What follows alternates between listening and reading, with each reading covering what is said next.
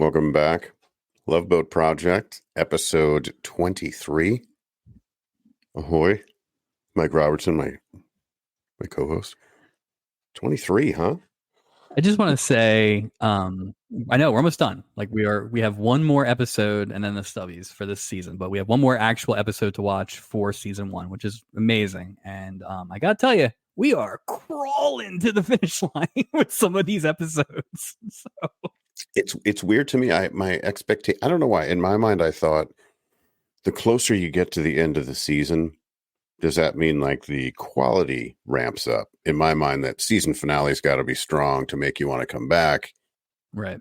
So I never imagined that 23 would be whatever it is. I don't even. There's a lot. It's a lot of things I don't like in the Love Boat. I feel like I'm being jerked around in a way too, because we saw how good 22 was last time out. Different setup in terms of just one real storyline, one writer, and all that stuff. Sure. But then that is sandwiched by, however we're thinking about this. It's the meat in the shit sandwich that's been. It really is. It really is. 21 and 23. The fact that I had to go back 2 whole episodes to find out what the worst episode was when I was writing my notes this week. Not a great finish for the season here. So no, just boy, in my mind, I'm like, okay, as long as that season finale just blows us away, I'm like, okay, as long as it's worth it, I'm gonna trust Aaron Spelling, get us there. Because Captain I do Stubing's wonder. Get us there. Well, we mentioned it last week. There have been like some weird scheduling quirks or like just in terms of flow and all that stuff. Like if next week stinks or is underwhelming, there's a world where 22 was supposed to be the season finale because that just was exact action of the season finale as opposed to whatever the hell this thing was. Just throwing stuff on a wall. I feel like these were all leftover stories. These were all third stories. Yeah. I don't know. Well, anyway, stay tuned here. Stay tuned. Here we go. We're going to dig into this shit sandwich. Here we go. Yeah. Wow. If you loved episode 21, then you'll love episode 23. Episode titled The Business of Love. Crash Diet Crisis. I'll Never Fall in Love Again. Original air date, May 13th, 1978. What's on? Interesting. Whatever else is on, we should have watched. We should have watched it. Whatever this is going to be. This could be like a Mannix marathon. This could be some movie, anything. If we were hanging out and there were 2 different shows on, Love Boat at 9, Knowing What We Know. Yeah. Or a movie on CBS called Break Hard Pass with Charles Bronson and Richard Crenna. Wow. Right. Western mystery centering on an enigmatic character brought aboard a train under arrest by a marshal. Very vague description. You know who is playing who in those roles. Yep. So there's that. Or, now this isn't a movie. It's classified as a 2-hour episode. They do another 2-hour Columbo on NBC. Oh. Back-to-back Columbos, right? Yeah. So, and in this one, Irish Whiskey, a hard-drinking Irish poet and a book of Irish verse with a cryptic inscription are the only elements Lieutenant Columbo has to work with to solve the slaying of a gun runner. Much more detail in that description than there was in Break Hard Pass. Do you think the Irish poet is Tennyson from the Plumber Poet? Yeah, Lord Byron. Shadows, Lord Byron. Yeah. Writing verses in the dark. Breakdown. This is the synopsis again from the TV guide itself. A reformed prostitute causes trouble between a one-time customer and his wife. No. That's not it at all. Wrong. Wow, that's way off, right? That's aggressively wrong. Well, that's 0 for 1. Captain Steubing re-encounters an old flame.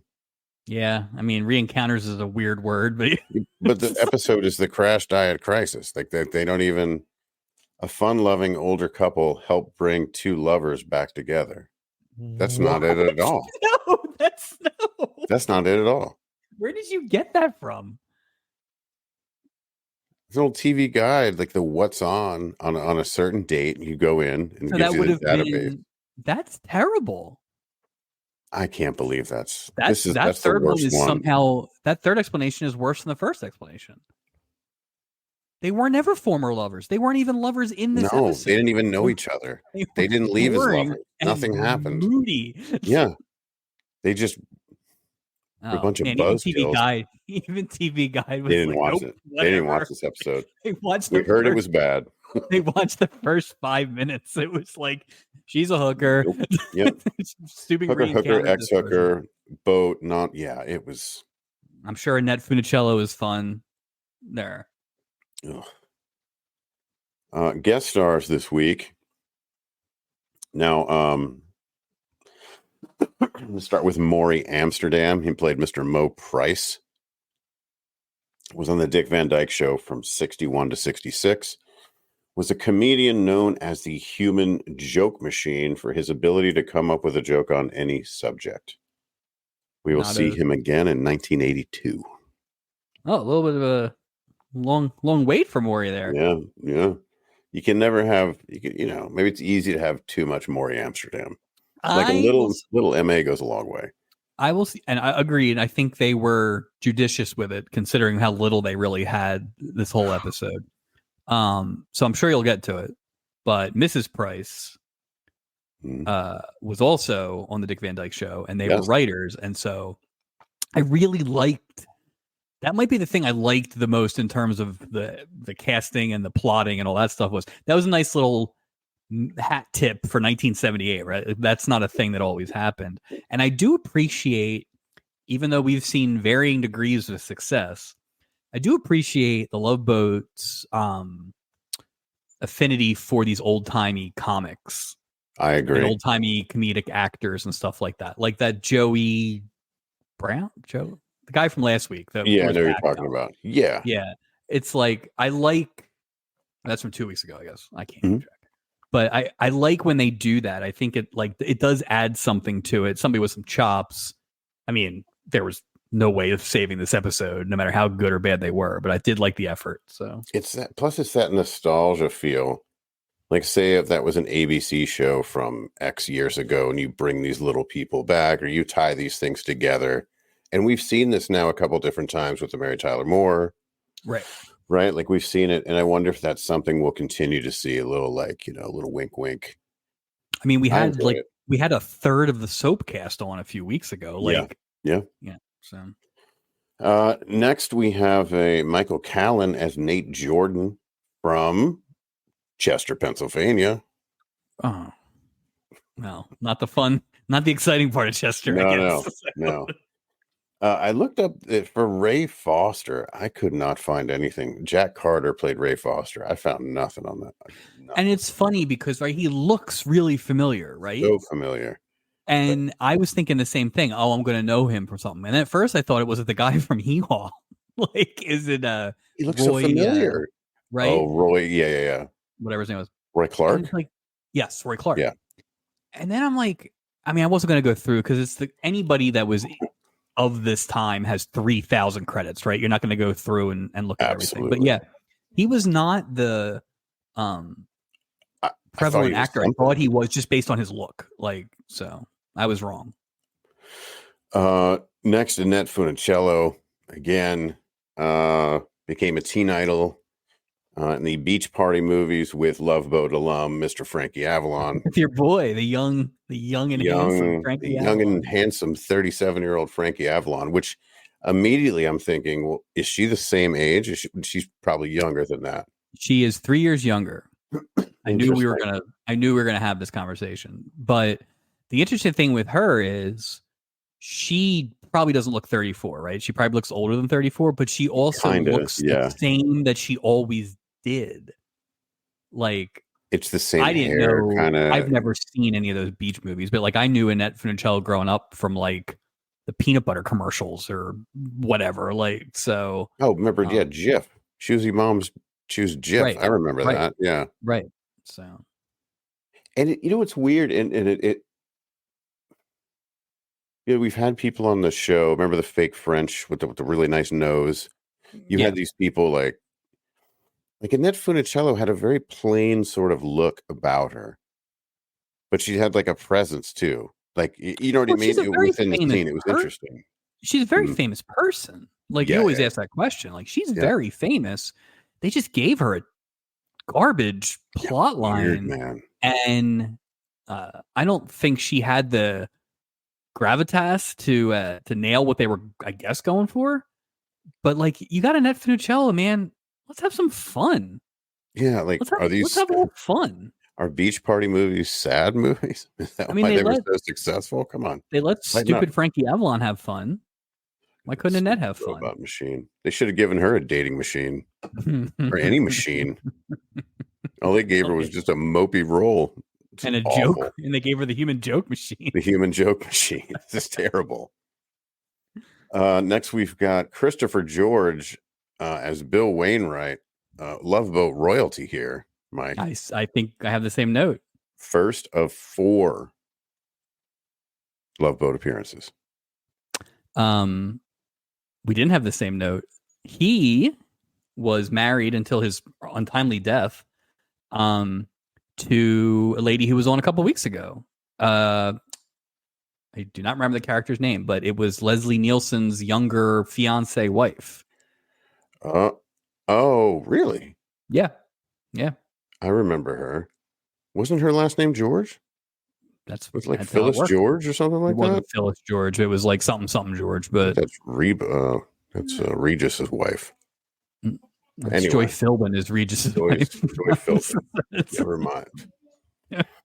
Uh, Karen Kay as Jill Williams. So many TV appearances. So many. I mean, just the standard guest star, guest star, guest star, guest star, guest star. Did you see? Did you see the one thing that she was in that I didn't remember her from it, but I remembered it was the Jason Bateman "It's Your Move" show. Oh, She I was the remember that mom. show. Yeah. Oh, wow. Yeah. So that took me with Alfonso Steve Ribeiro was Darcy on that. with Steve Darcy as the husband. Oh, that's why that one thing went off the air. Every time he shows up, he's there for like a year and he's there out for of a here. year. That's the curse. Oh, you brought up Dottie Price, played by Rose Marie, 5 seasons on the Dick Van Dyke Show. My favorite person in this list, because not from the episode, but just based on this list, is Jane Meadows. And I think she's listed as Jane Meadows Adams in this episode. Alan. She's the Allen. Okay. She's the older, because she's Steve Allen's wife. Mm-hmm. And she's the older sister of Audrey Meadows, which I thought was so cool. It's almost like they were like, crap, we have another episode. Get the insurance list and see who's listed as a dependent. No kidding. No kidding. By the way, that's funny. Again, they didn't give her much to do. No. But she was no Audrey Meadows. Jane Meadows. No, she's no Audrey Meadows. She didn't have a lot of heavy lifting. This was a fun cast list, and I did not bother writing them all down because this episode did not deserve that level of effort. No. But this was a fun cast list to go through the IMDb information for. Completely agree. There were long bios.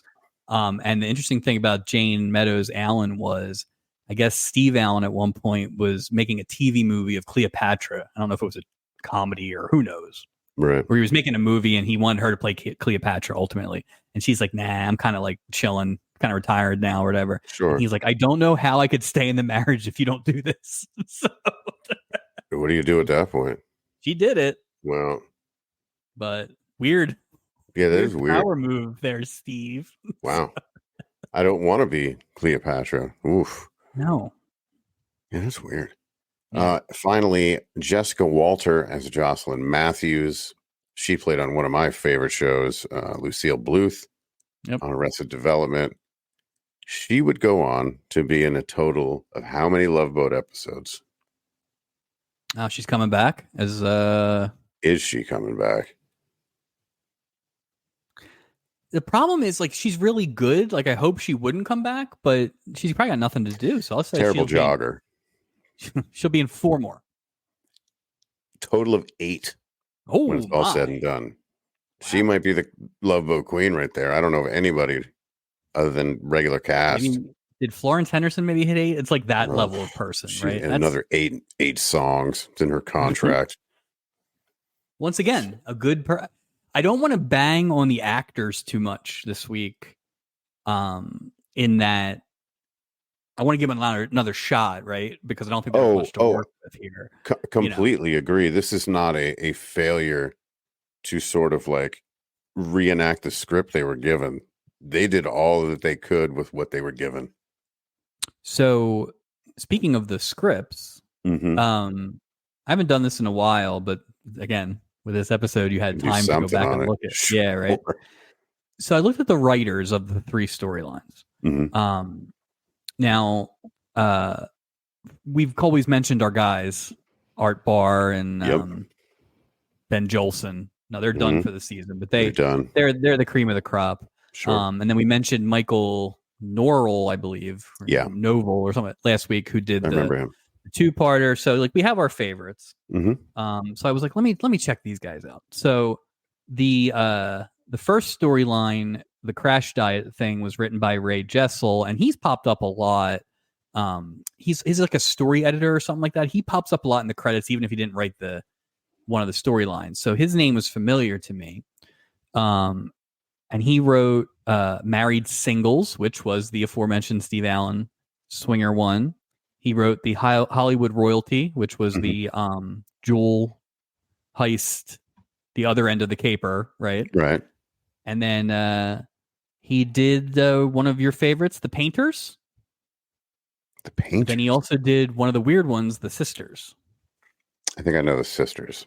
That's with Crazy Rose and the dental laboratory and all that stuff. So, okay, that's fine. And I would say it's a bit of a body of work.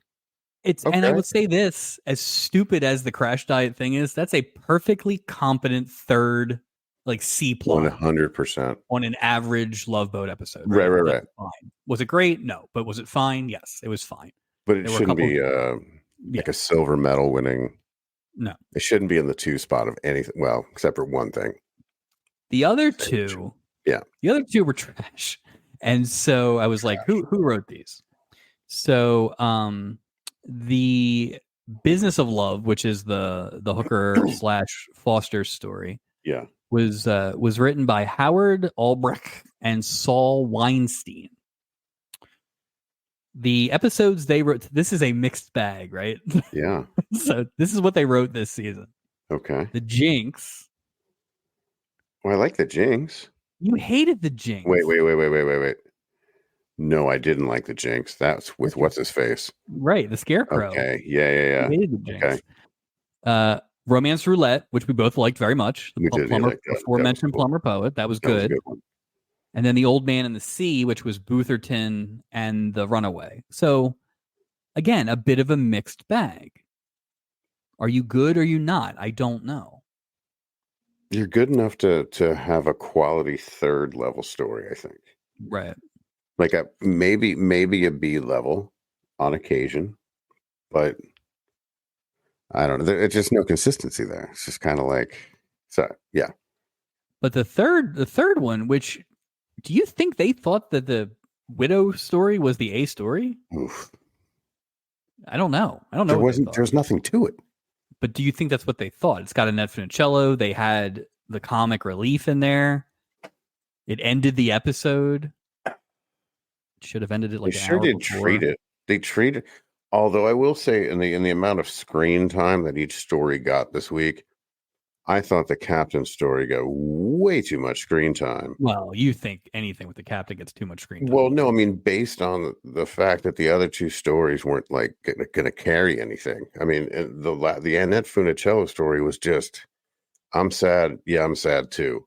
Can I have this book? Sure, I'll give it back to you someday. That's the whole Sorry, I almost dropped the F-bomb there.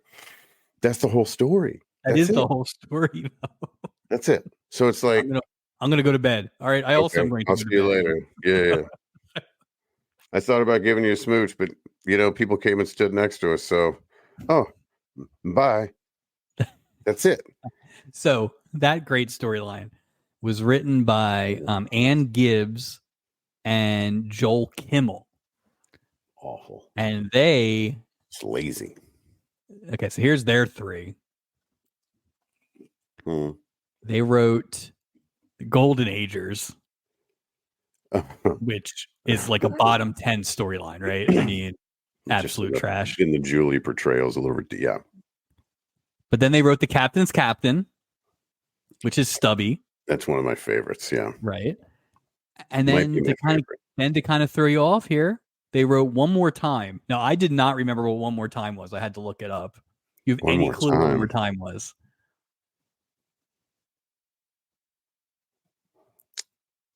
That's not the one where he lost it. It wasn't the double amnesia one, right? No, this was Mitzi and Lenny. Why do I know? With the where they from the puppet. Where, yeah, so when she slammed the thing on his hand when he was playing the piano. Right.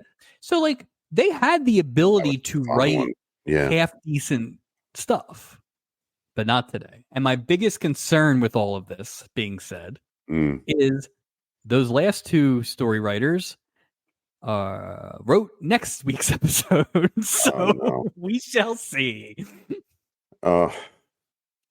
It's funny. It's like now I'm like, okay, what's the over under on one of the story? Like more than one story being good next week. Remember at the beginning we were like the best episodes will have all three storylines, and it's like, man, we're just dying for 1.5. Like, just scraping. Wow. Well, let's dig into this sandwich. Anything else before we hop on the boat? That was a lot of my research. Was that that premonition for next week? Well, maybe they can redeem themselves. We'll see. Maybe this episode will be better once we talk about it. King of the Hill? Well. Good night, everybody. Good night. Mailbag and call it a night. Yes. All right. Let's get on the boat here. Jill Williams dropped off at the Love Boat port. Again, we love the little drop-off taxi custom area by her friend Dolly. And she's trying to convince Jill to forget about the cruise so that they can go prostitute themselves, basically, with a rich I assume they're high-end. I assume they're high-end escorts, but yeah. I just assume like the first rule about Fight Club is not to talk about Fight Club, especially in public, like all loud, saying, "Oh, it was a rich Texan and his rich oil chic friend." Like, hey, how about Ixnay on the outlay? We're also about a year away from you do not want to be talking about a rich Iranian. Yeah, not yet, but not soon. Yet. What were they talking about in the car ride that she waited until they got out of the car to try and convince her to come with her? Like it was a super non-private conversation. It was about something. Right. It's like a Roxy Blue situation. Like you had the whole ride to convince her otherwise. Like and you get out and start. Oh, loose lips sink ships, Dolly. I would hope you would know that. There is not a worse gift you can give someone who's about to get on a boat than just going with this. a handful of loose oranges. yeah. Like here you go. Wouldn't you come back with them? Maybe not oranges, but fruit. Like what bag, man? Isn't it against customs? Aren't they going to? You can't bring American. I'm sure you can't bring like a bowl of them. What was for her to eat? You think like what was? I don't know what the significance was. Do you think that she, one of Dolly's clients was like whoever runs the Orange Bowl, and she just had them like laying around or something like that? Really hoping Miami who won the 1978 Orange Bowl. It's whoever that promotional. Was. It was on ABC. It just cross brand. And And they're like, going to you carry gotta that give her same thing of oranges all the way to Miami. Like, they're just going to have that whole thing in the back of a Cadillac, and they'll drive it there and make it there for kickoff. Yeah. you gotta give her a bag. She Or gave her a like, chalice, a metal, like, right, this is the metal least arc of convenient thing to oranges. carry. I don't know anyway. I have to go up the steps. Who knows if there'll be just some dude Oh, just careening through the hallways. So it's either she gave her a dumb gift, she gave her too many oranges, or Jill's just not good at carrying oranges. I think it's a combination of all three. It was a yeah. bad orange vessel. But I guess maybe she didn't think food came with it. So she wanted to get scurvy or rickets like they used to. I heard you get vitamin deficiencies on ships. Like, I'm not going to be an indentured servant. It's not like that. They have Well, I food. mean, I don't think Dolly had a great concept of any of this. Like, I don't think she realized that, because like all their conversation is about hooking. Like, Yeah, she loves to talk about hooking right. She's like, oh, loudly. you would make a fortune. You would make a fortune on this boat. Would you? The Love Boat is a lot of things, It's not a but love brothel. well, but it is. You don't have to pay for it. How many people have Right. really struck out on the Love Boat if they were trying? Like, and so Right. Exactly. Yeah. It's funny. it would have been fun. Uh, I would have liked to have seen Dolly show back up because she was a lot. yeah, But she this is was a 3 lot. weeks. I think this is 3 weeks in a row now Yeah. where we've had the drop off. We've had a character do the drop off, drop some exposition, and then they're gone. They don't Boom. come back. Somebody I don't loves hate that it. idea. No, I don't hate Don't it. hate it. It's a nice setup. Yeah. Instead of, again, everyone meets in this roundabout area, which is interesting. Dolly says she can't help but be skeptical. And this is referring to Jill saying she's done with that line of work. We'll keep it classy, San Diego. Jill says she's no longer okay for doing that for money and has saved enough money until she finds a non-prostitute. I think that's the way to say it. Non-prostitute job. Yeah, I think she called it a straight job, but Yeah, something. non-prostitute also. Yeah, just to really cut through the Yeah. butter there. Just Yeah. okay. Dolly says, "What a waste." Such a weird thing to say. Then gives her friend a hug goodbye. Wow, you are weird, Dolly. So Dolly is like, I'm gonna miss you, right? But I couldn't tell if she was saying it because she's gonna miss her for this week that she's gone, or she's gonna miss her because their lives will never cross again. But it's not like you're going into the office every day, right? I mean, like, Yeah, but maybe here's what's happening is I think it's like a good batter type situation, right? Like Dolly got better pitches to hit because Jill was batting ahead of her, kind of thing. gotcha. You know what I mean? And maybe Yeah. Jill was a bit of a better hitter. Well, I So mean, I apparently think in she this was. It sounds like she was the best. right. So in this situation, Dolly's like, "Oh no." I mean, I don't know if you heard that she made upwards of $100.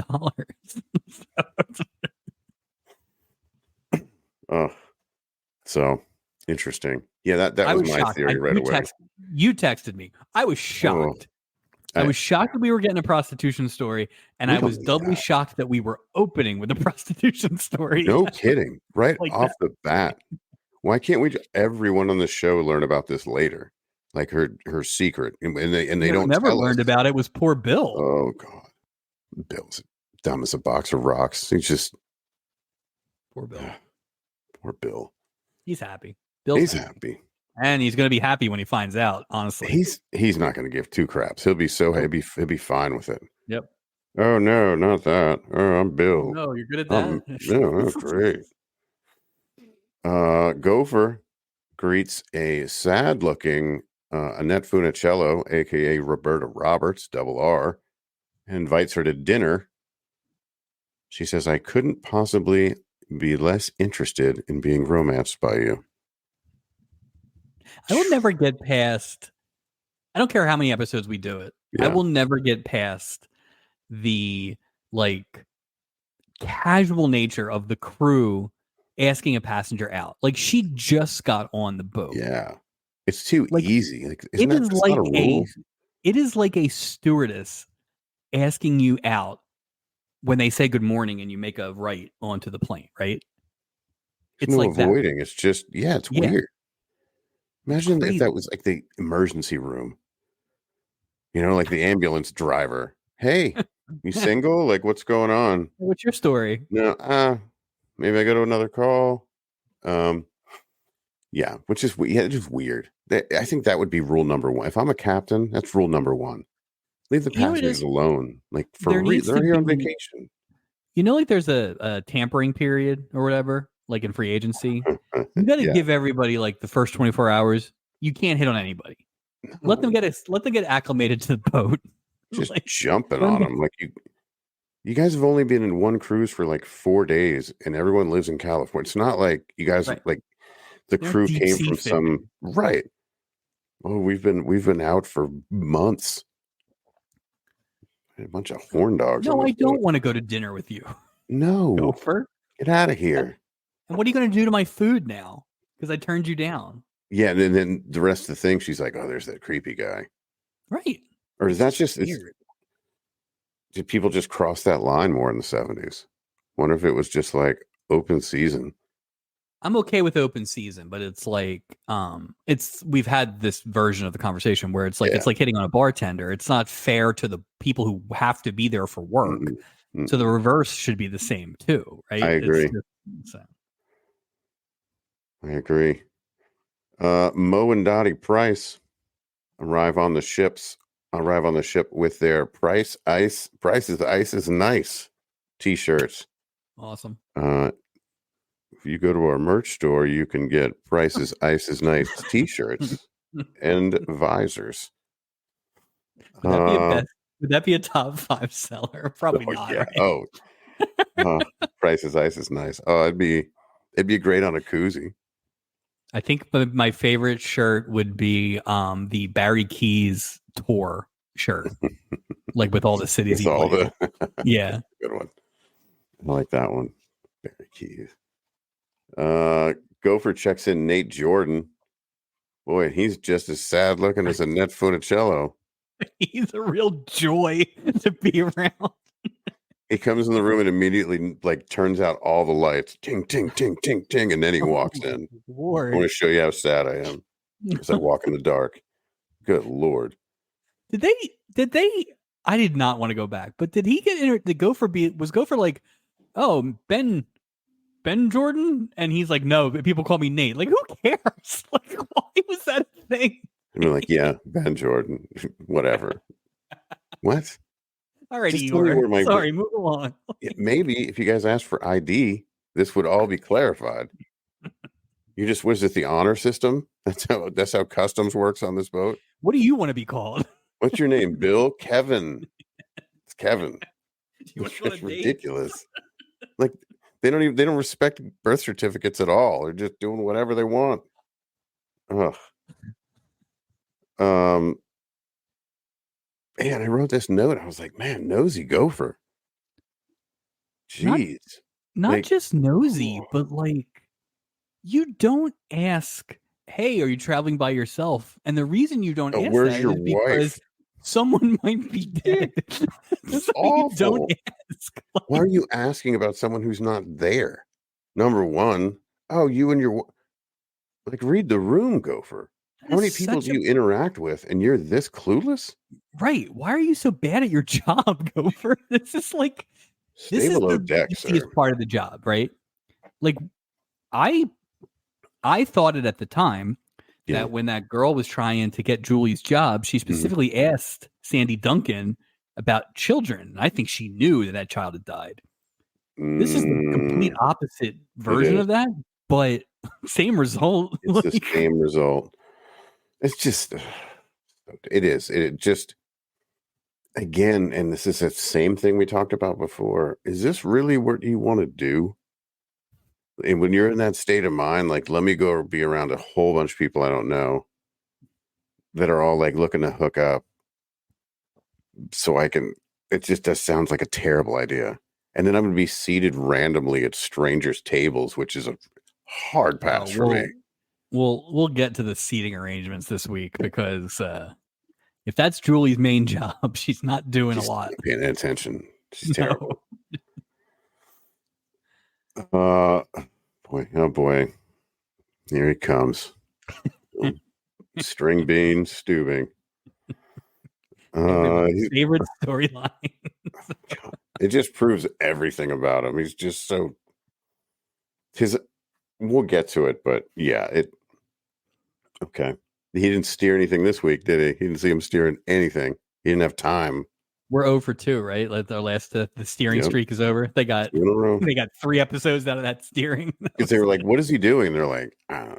I don't know what he's doing." Hey, Gavin, I don't know who let you in the editing bay, but that's not driving. That's not driving a boat, Gavin.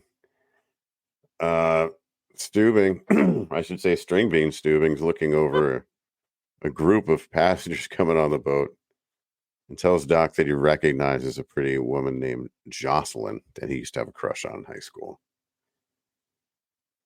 Again, you have nothing better to do than to be just scoping out passengers to immediately put your hooks in as the captain of the ship. So, would you recognize? It's not automatic that you would recognize somebody from high school, right? Like that's 30 years ago. People change. Yeah. I mean, maybe, but because the thing is, you have to it's not that you just have to recognize them to know who they are from your high school. See them you have to pick them out of a random crowd. Right. No, I think. Yeah. It would be. I think it would just be luck, or lack of luck, if you did see that person. Yeah. I don't think it's the slam dunk that they kind of. Well, here's the other thing, right? What did he used to say? I do my best to learn everyone's name on the thing. Like eventually he would have seen it was her. Yeah. Which would have been interesting. Which would have been showing up at rooms. He runs over to greet her, and I'm just like, dude, like have some respect. Just like look captainly. Then he hasn't launched yet. This boat hasn't launched yet. It's the fastest I've seen him move since he was going after John Ritter in the hallway that one time. Or he was chasing himself.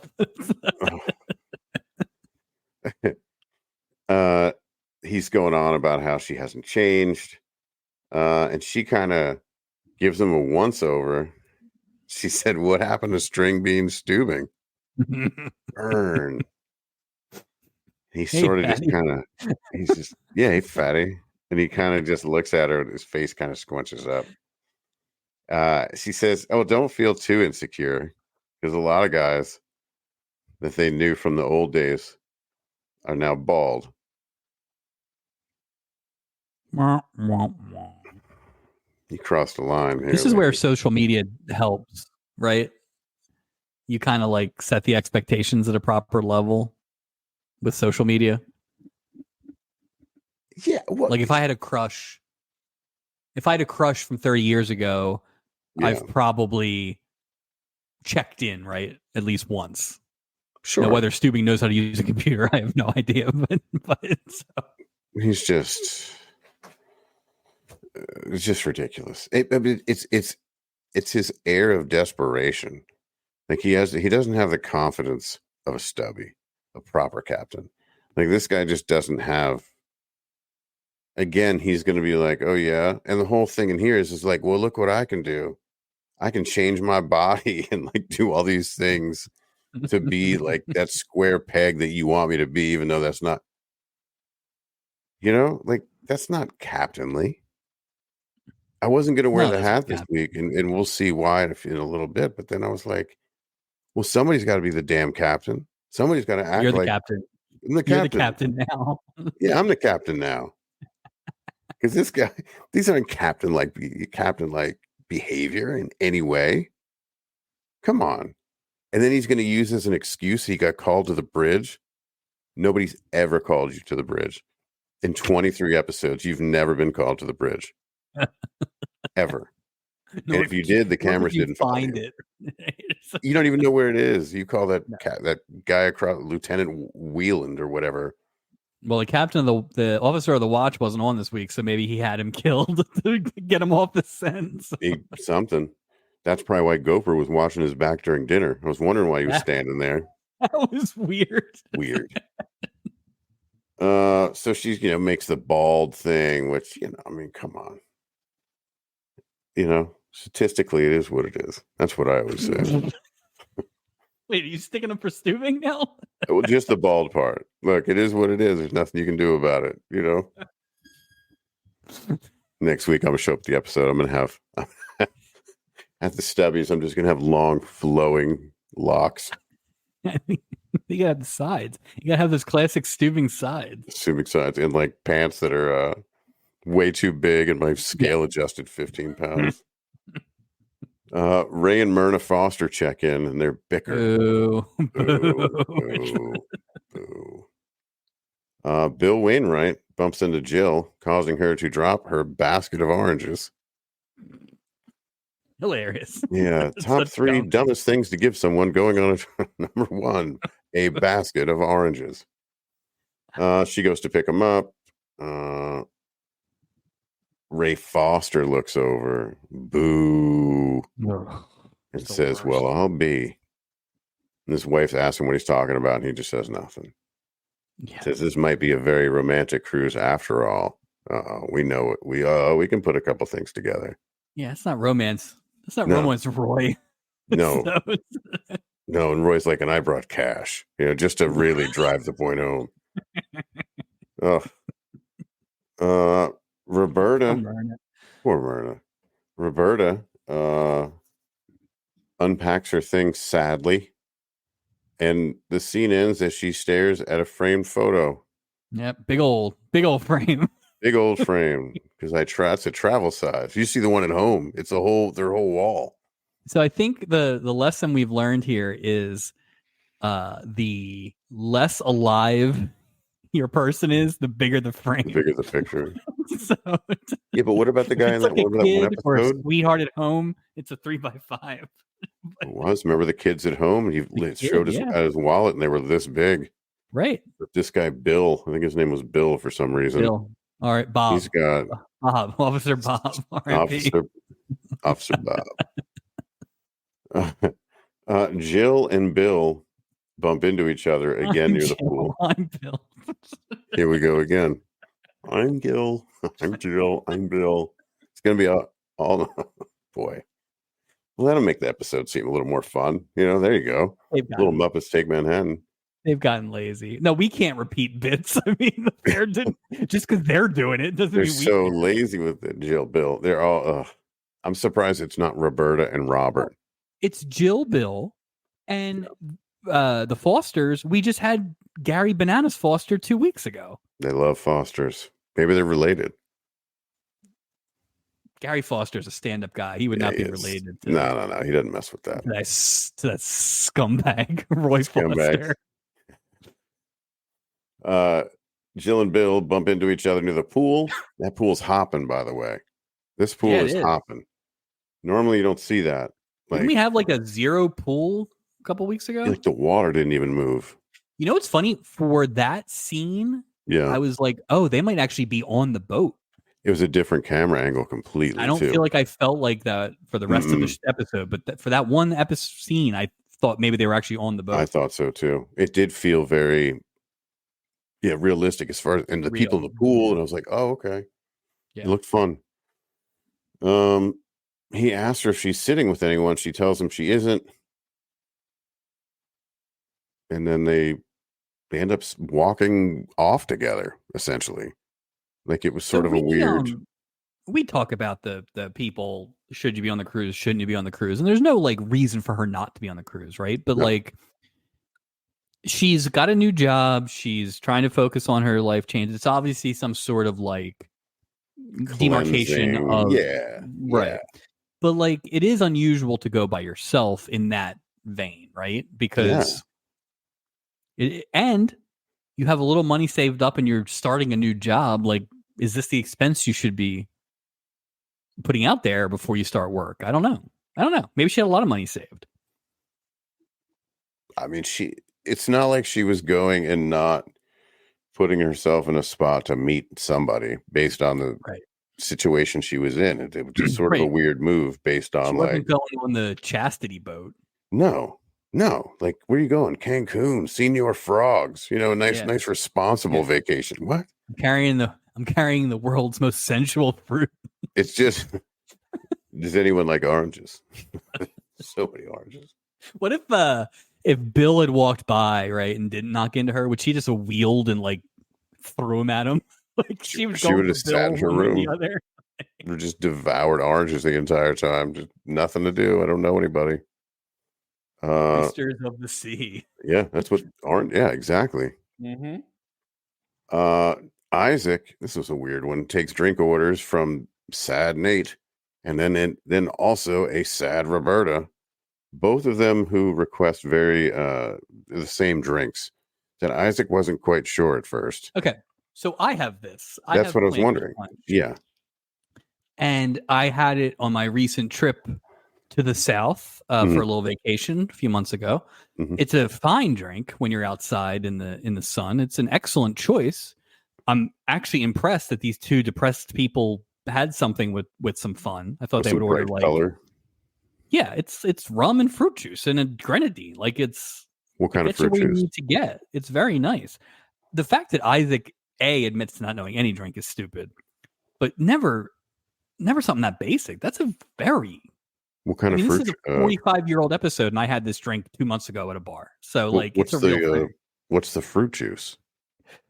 I think it's kind of whatever you want, or whatever they have, or like could be a Oh, so Planter's Punch could be like we used to do when we go, right? Like our drink. Yeah, right, exactly. Yeah. So Interesting. that's really all it is. The grenadine, I think, is what makes it like a bar drink, but ultimately it's just rum and fruit juice. Yeah. Makes sense. It's fun. It's a fun drink. While playing backgammon for 5 cents a point, Bill jokes with Jill about hustling him, which I guess is the wrong thing. Top 5 things you should not say to a recovering. And Yeah, there was about hustling him. That was a weird. So there were a few of those where like she was ready to be offended. Right. Bill had no idea what he was talking about, right? And then the things he was saying was not that bad, but she never really went that far in it. But I thought that was going to be a thing, but they ran away from the actual interesting parts of that plot, so they didn't, say anything. I think she could read the fact that he didn't mean it in any sort of weird, you know what I mean? In any sort of weird way. I think she was able to see through that, which is nice because I didn't think Bill was, I mean, obviously he doesn't know. So, I mean, Bill's a goof. Yeah. I mean, that's I what thought it was interesting what they ended up betting like 5 cents or 10 cents or something like that. Yeah. And then we had like a million years ago, we had Jacqueline Smith and Dennis Kingston bet for like $1. Like 99% of the wagering on this boat is low stakes. And then there's Wendell Sneed who takes it over down for like $1 million. And that cruise wasn't over yet. Like he could have. Yep. He hadn't moved on to like general population with his single deck of cards. Oh, he would have crushed those guys. Was that his rule? Yeah, he just went after that. Well, we can play as long as we use mine. He's a very visual. He's very visual. The money you see, he goes after. Yeah. So he saw that money in the box and he went after that. So if I was him, I just would never let anyone sit behind me, and I wouldn't sit in front of a window ever again. But I would use those marked cards. I wouldn't mortgage my house for a mediocre cruise. Cruise where you thought you were up because you won a few hundred, then you broke even, but then you got the money. Exhausting. Captain Sip, here comes String Bean Stubing. He is jogging in place. I just have a note. It's like Stubing comedy ! Just so over the top. He's in his cabin jogging in place. Who jogs in place is like an exercise. Just indoors. Indoors. Outside. Then he weighs himself, but he doesn't look happy with the number. He gets Doc.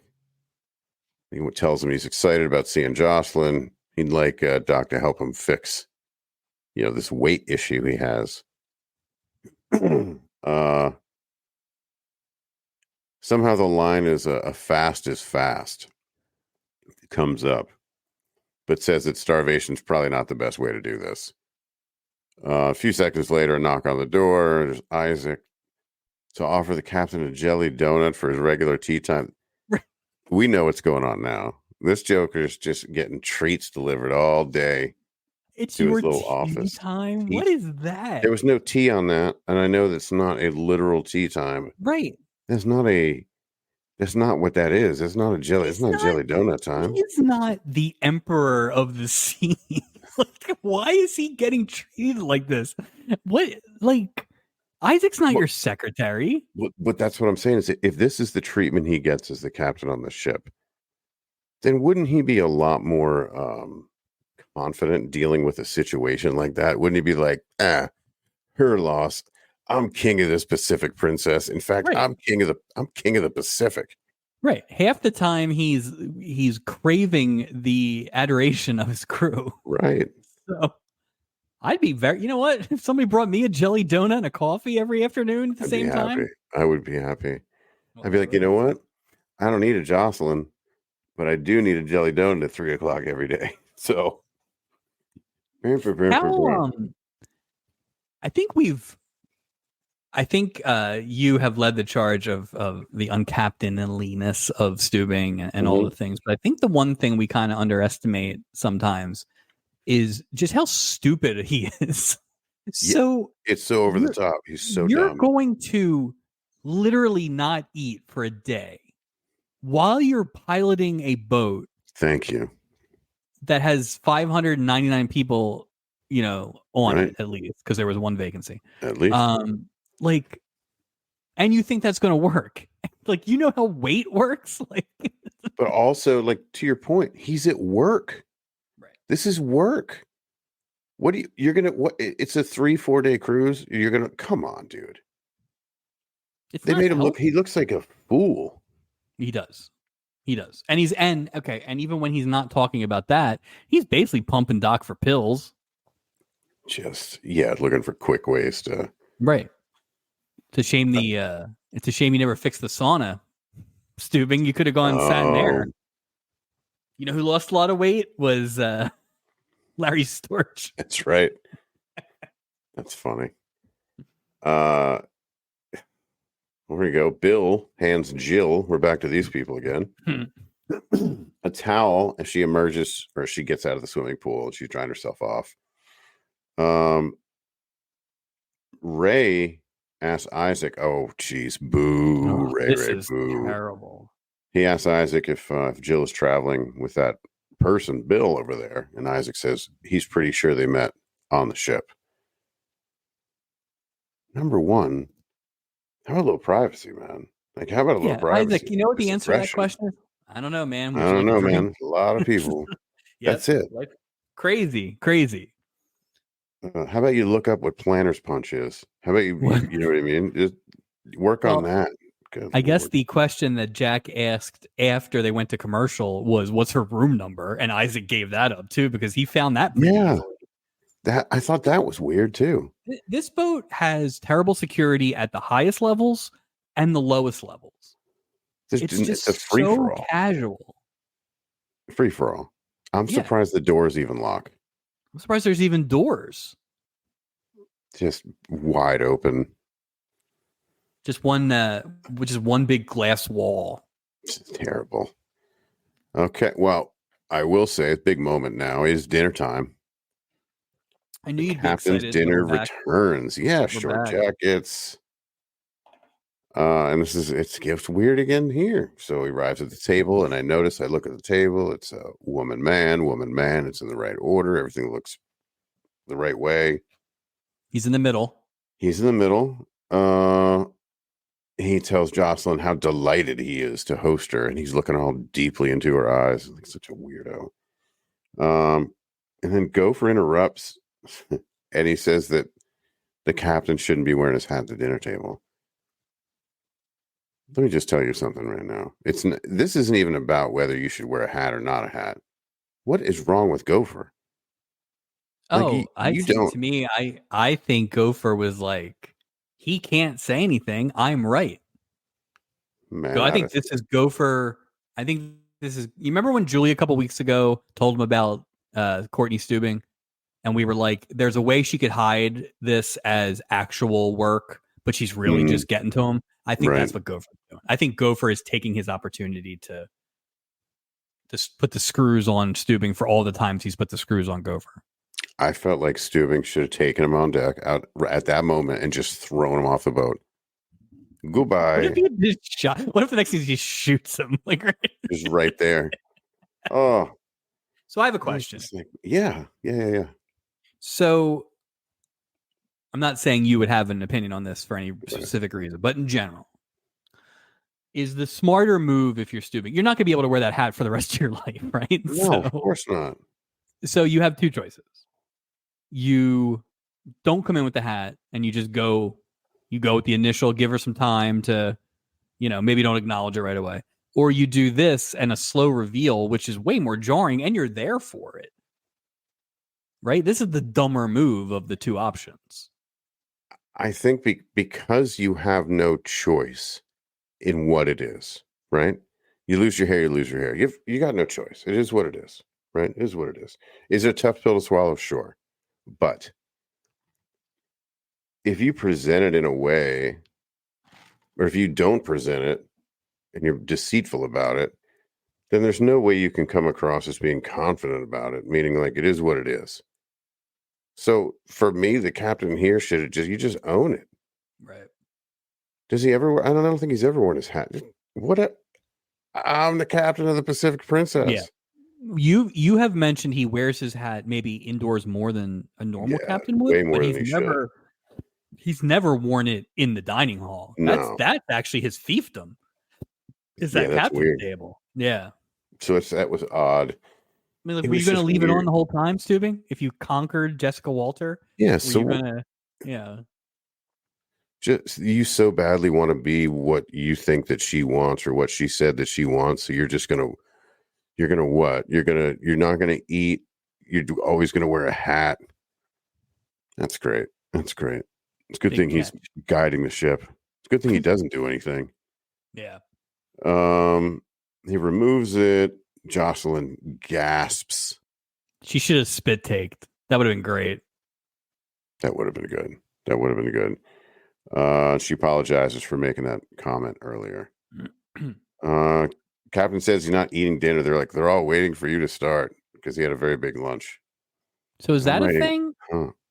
That they can't eat till he eats? That's a weird thing. That's a weird thing. Again, you're not the emperor of the sea. Like, no, like what? It's bad enough I have to sit at the table with you and be involved in whatever this weird conversation is you're having with the purser and this lady. Well, it's a weird combination of things because on one hand, he's like, oh, I have to reluctantly look, oh, this is what it is, whatever, right? Yeah. So you're down. And then at the same time, he's like, oh, you can eat. You still have to do these duties, like you said, as Emperor of the Sea. Right. It's a weird, like, at the same time in the same scene. You can't be like, he doesn't know what he's doing, man. This happens to all these people except maybe Doc. And even because Doc had this problem a couple weeks ago. Like, yeah, you can't be in your feelings emotionally, right, with your life choices and be doing your job at the exact same time. Right. It's not like right. Princess is getting screwed on that deal. What you're not giving me your phrase, duty calls. Like you're on duty. You're on it's ridiculous. Okay, we're moving on here. A sad Roberta, because she's always sad. Is there any other kind? She arrives at the assigned dinner table, and I'm telling you, Mike, this would be just a deal breaker for me. All right, for anybody, if you're going on a crusade, you don't want to sit next to. So they're at this assigned seat. Happen to be shared by Mo and Dottie Price. Could be worse. And Nate. And that's my note. One of my notes. One of my notes for that is like that is my actual cruise nightmare. You always talk about like the food and all that stuff. Yeah. And feeling claustrophobic, but like that's my nightmare is these assigned seats. You could just be stuck with these people who are aggressive aggressive in their friend making attempts for 9 or 10 days. That just seems horrible. I wouldn't want to deal with, and then you're kind of put in those situations, because what happens if you don't want to sit there? You just don't eat? Well, I mean, sometimes it seems like these things are booked to the gills too. So yeah, there's nowhere else to go. I would like an episode on Julie's process for these table assignments. Now, I don't know what kind of information you have, right? Like, this is a couple. These are two single people. I don't think there's a box that says bummed out because of spouse death. Sad face, so I don't know why face. It's a series of stickers. Yeah. Right. Well, there has to be some, but this is just, I think it's just a convenient device that you can use to put two people together circumstantially that probably wouldn't meet in an episode where none of the stories are good. They're like, well, we got to get these two. If you want to look at it like that, this whole show is pointless that we do every week. No, but I think big picture wise, because we've seen some other. It's just interesting because I would have the single people put these people together. I would have all the single people together. The swinger episode, right? Those were 4 single people all together, and have the couples together. That makes more sense. If there is not a box for widow on the form, which I assume there's not, then all the single people should be at one table. Unless it's an all widow and widower cruise. Oh, sad. That'd be a sad cruise.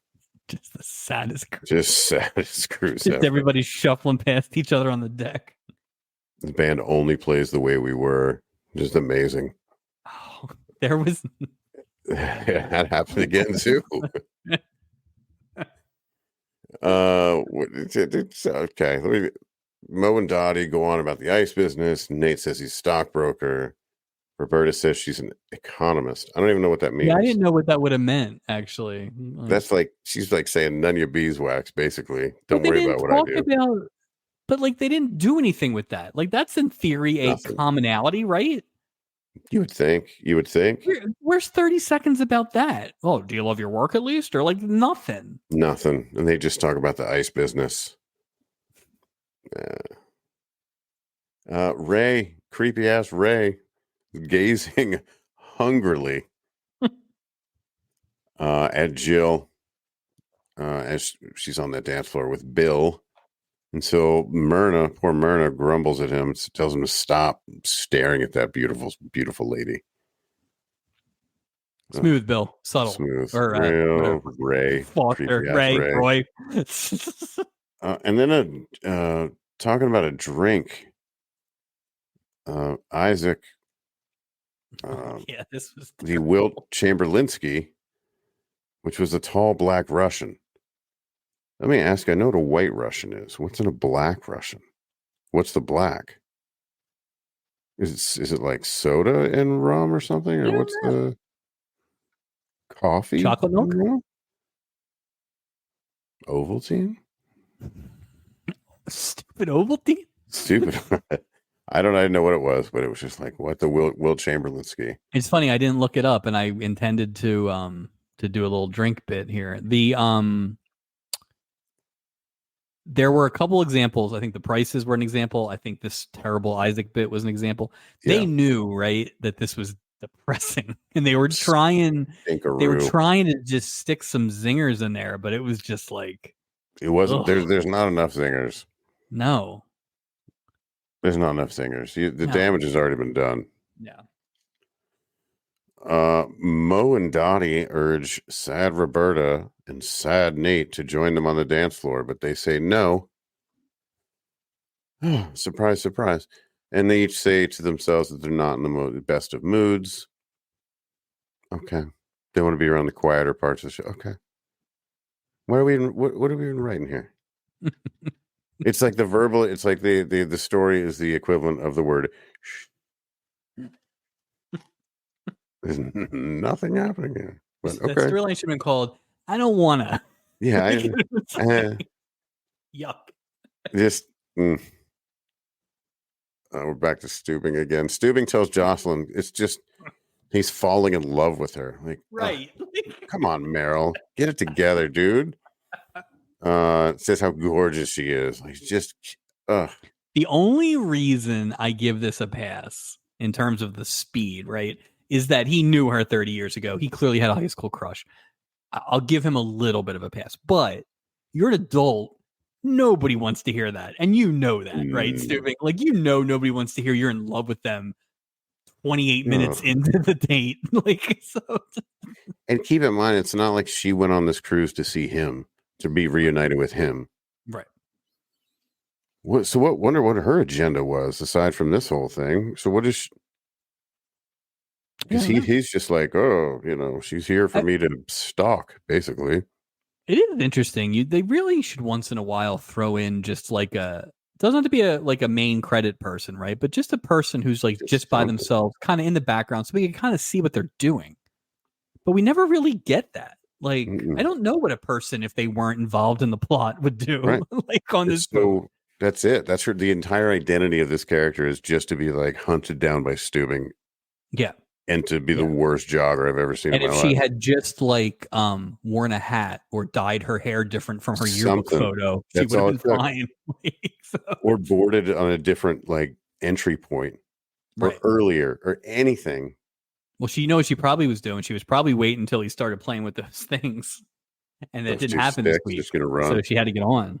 Well, she tried to get on last week, and it didn't do it then. So she like, I got to get on this boat. Blowing money constantly. She's telling us she managed to keep her girlish figure by jogging every morning.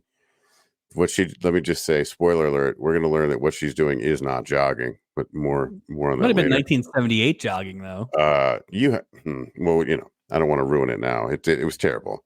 And she perks up when she starts talking about, he perks up about the jogging and suggests they go jogging together. Oh boy, here we go. A lot of flipping back and forth in this. A lot of like scenes. Which honestly, so I go back and forth on that, because sometimes I'm like, the back and forth means you don't have anything, right? But then I also don't want one of those 9-minute scenes that goes nowhere either. But there's a middle that we did not achieve here with this. No. We're back to Bill and Jill. Bill walks Jill back to her cabin and said he had such a great day. He wishes for a lifetime of today's. Yeah. Bill's just nice. Head over heels, man. Just nice guy. Just nice guy. Just no like weird. Yeah. He didn't get weird. They've got a great meet cute. Is nice. And he said, hey, invite some. Can we do breakfast tomorrow morning? She said, absolutely. And he'll never know what she used to do besides real estate. Good for him. Oh boy. Here's creepy ass Ray going on about how he feels so young and energetic. And then poor Myrna comes out of the bathroom with her curlers in her hair. And this just takes every bit of air out of creepy ass Ray's sail. And he's just out. He's drunk and he's horny. Drunk and he's just out. He's like,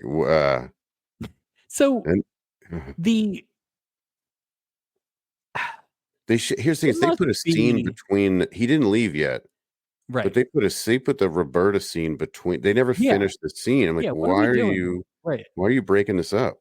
Roy seems like just exhausting, right? Like whatever Myrna's qualities are or aren't, like he's a pain in the rear. Because he's literally like he's hammered because he's been at the bar pumping Isaac for information, and he's just drinking Will Chamberlain's keys. Yeah, it's my first night. I'm old. I'm gonna go to bed. Sorry, Jack Carter. I don't want to lay down with you. So. No kidding. Like she's like, enough, Ray. Shut it. But it is weird. They put this little mini scene in between the other ones, which is just. Yeah. We're back to sad ass Roberta, explaining that the love of her life, Bob, recently died on a training flight for the Air Force. Sad Nate tells sad Roberta of his wife's recent passing. And they go, basically they've agreed that they have depressed each other enough for one evening. And then they both leave and go their separate ways. All right. Oh, get a sandwich. We're digging into that storyline. So Ugh. the friends of Roberta are trying to cheer her up so they convince her to go on this cruise. But, know your friend better. She clearly is not going to have a good time, right? Like No, this she's isn't going to normal. be a motionless face.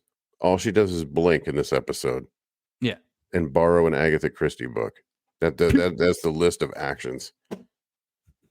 Okay, we're back to the Ray thing. He's continuing to talk down to his wife. And then he says that he's going out to get a drink at whatever bar is still open. Which apparently no bars are open. Well, you never know for Ray. This could be. Well, no, everyone's kind of hunkering down for the evening at this point. So, I mean, Myrna said the bars are closed, and he's like, he did not, he's like, I'm shut going. it. Yeah, he's like, I'm going, like he's drinking moonshine out of the He's toilet just or something. something. But really, he's all horned up now. That's what it is. Oh yeah. And knock on Jill's cabin. Opens the door. It's creepy Ray. She's like, "What are you doing?" And asked him if he's on this cruise he asked her if she's on this cruise for business or pleasure. And he says something about your business is my business. Your business is my pleasure. pleasure. Yeah. And then she's like, "Look, I'm no longer doing that. Like, I don't do that crap anymore. Get out of here." But she can't. Like, I thought it was going to take a terrible turn. I thought it was going to I really oh did. no. Like, so if Jill's like, hold on a second, let me get my purse and we can go somewhere, and Roy turns around and she shoots him in the face, right? That's Right. legal, right? Like she should be able to kill him for being able to get in his room. Like, I mean, she wouldn't leave him. He wouldn't leave her alone. Like he was like predatory. He was stalking her. Yeah, it was. No, I was like, please don't let him come in here and like do something to her, like, you know what I mean, or even give off that vibe that about. Oh, what a creepy character. Like he played a creep really well. But I don't think they. We'll get to it when they kind of take the turn, but it's like they, much like the widower story, they thought they were doing a much better job of nuance with this thing. This is like, this guy's a creep, and he pussed out basically at the one moment of truth and then got away with it.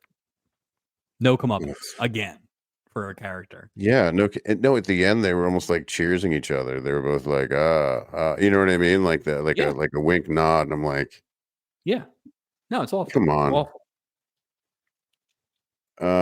So the end of this scene basically, he threatens, meaning creepy Ray threatens to reveal to Bill what Jill did up until now as a job. So now she has that hanging over her head. Up next morning, perfect weather for a jog, unless you're Jocelyn, because what she's doing is not a jog. There's barely any forward momentum. That is the oddest looking thing. I'm no jogging expert. Is she a better jogger than Anson Williams was? I think that's the only other jogging we've seen. I'm gonna say no. Okay, because he was jogging on a much smaller surface. He really was. But this, yeah. I mean, she wasn't, but fine. But she can't. She looks behind her. Again, Captain Steubing's nowhere to be seen. Again, then they cut this. She trots off, and they go, and you see somebody laying on top of a bench with a towel over his face. And I was like, oh, Stringbean Steubing is dead. Did he die? Did he expire? We giving out ice cream? What's going on? What a twist. What if we somehow didn't know that Steubing got killed off at the end of season 1 by a contract dispute? Jeez. So he's laying there. Best episode ever. Best episode ever. The end. Oh. And then it's Bob Crane. Bob Crane for the season finale, and from now on, they just pull the blanket off of him. And somehow, because he's on this show, Bob Crane lived. Yeah, he was somewhere else. Yeah. So they see Steubing laying, but they don't know it's him. Gopher says that the torso of this man reminds him of a baby whale he once saw at Marineland. Boom, boom, boom. Sure. Well, and also, like, how out of shape are you? You had to lay on boxes with a towel over your face, and it's not like she was tearing it up with this crazy pace. And it's that thing too, where it's like we go back and forth between Steubing trying to pretend this is like, you know, the Lusitania, and then or it's a floating hotel. It's like, shouldn't there be regulations? There's naval regulations, right? I mean, absolutely. There's you have to run standards. like a 12-minute mile or something like. But again, I just feel like his confidence should have been like, again, he's got nothing to do. He's just Queen of England. Those jelly donuts aren't going to eat themselves, Mike. No, I bet you they were good too. I bet you they were delicious. He's got treats hidden in that place. Like, he's got treats everywhere, that guy. The wheel is just like just made of Slim Jims or something. Where's our first stop? Wherever the Slim Jims take us. I don't know. Can't go left. I ate the compass. I ate 11 o'clock to 7:30. Jocelyn tells Doc that Captain Steubing disappeared during their morning run, just as he limps over. And here we go. Lying Captain Steubing says he was called away to deal with an emergency on the bridge. We all know that's a bunch of nonsense. How did Doc keep a straight face? Yeah, Doc did some solid lying here this week. So she invites him to breakfast, which you'd think he would jump on that, and he's like, "No, I got to run along to get ready for a crew meeting later." Yeah, what is that? What? That was dumb before we saw what the crew meeting was, but even then, it's like you got to prep for your you're gonna four-person crew. Your hunger-driven anger. Unless he had a bunch of different meetings with 4 individuals all day long, and you're just screaming at him 4 at a time. Well, 4 different meetings or 4 different meals. He gets a different meal with every meeting. Sad Nate, sad Roberta.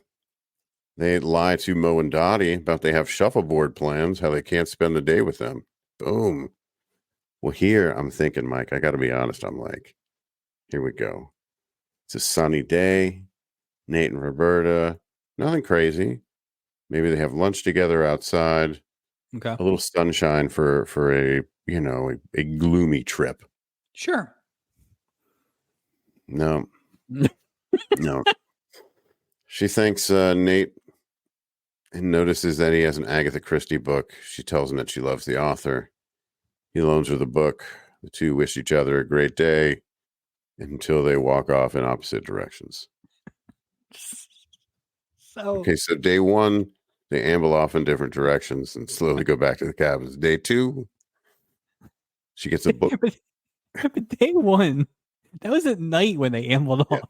This is like the next morning. So they're killing the whole day now by themselves. Not even 9 a.m. They're like, well, I'll go read this in my cabin today. So Nate makes it sound like he had gone to the bookstore the first day to buy that Agatha Christie. Sure. So he had time to read an entire Agatha Christie novel in one day.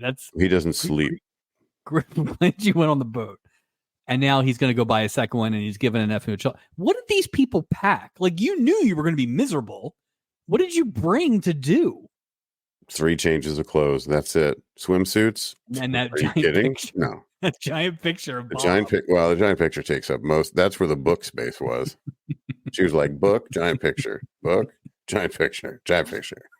Damn you, Bob. Killed by Jimmy Carter's Air Force. Yeah, they didn't have the technology to make books smaller to fit in suitcases. I was,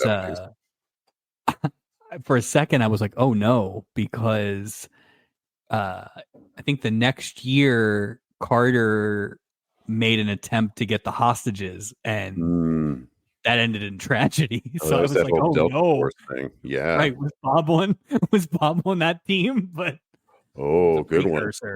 Yeah. I didn't think about that. Poor Bob. This is always the indication of a tremendous episode. We're still in Act 2, I believe, and in all caps I have, who cares?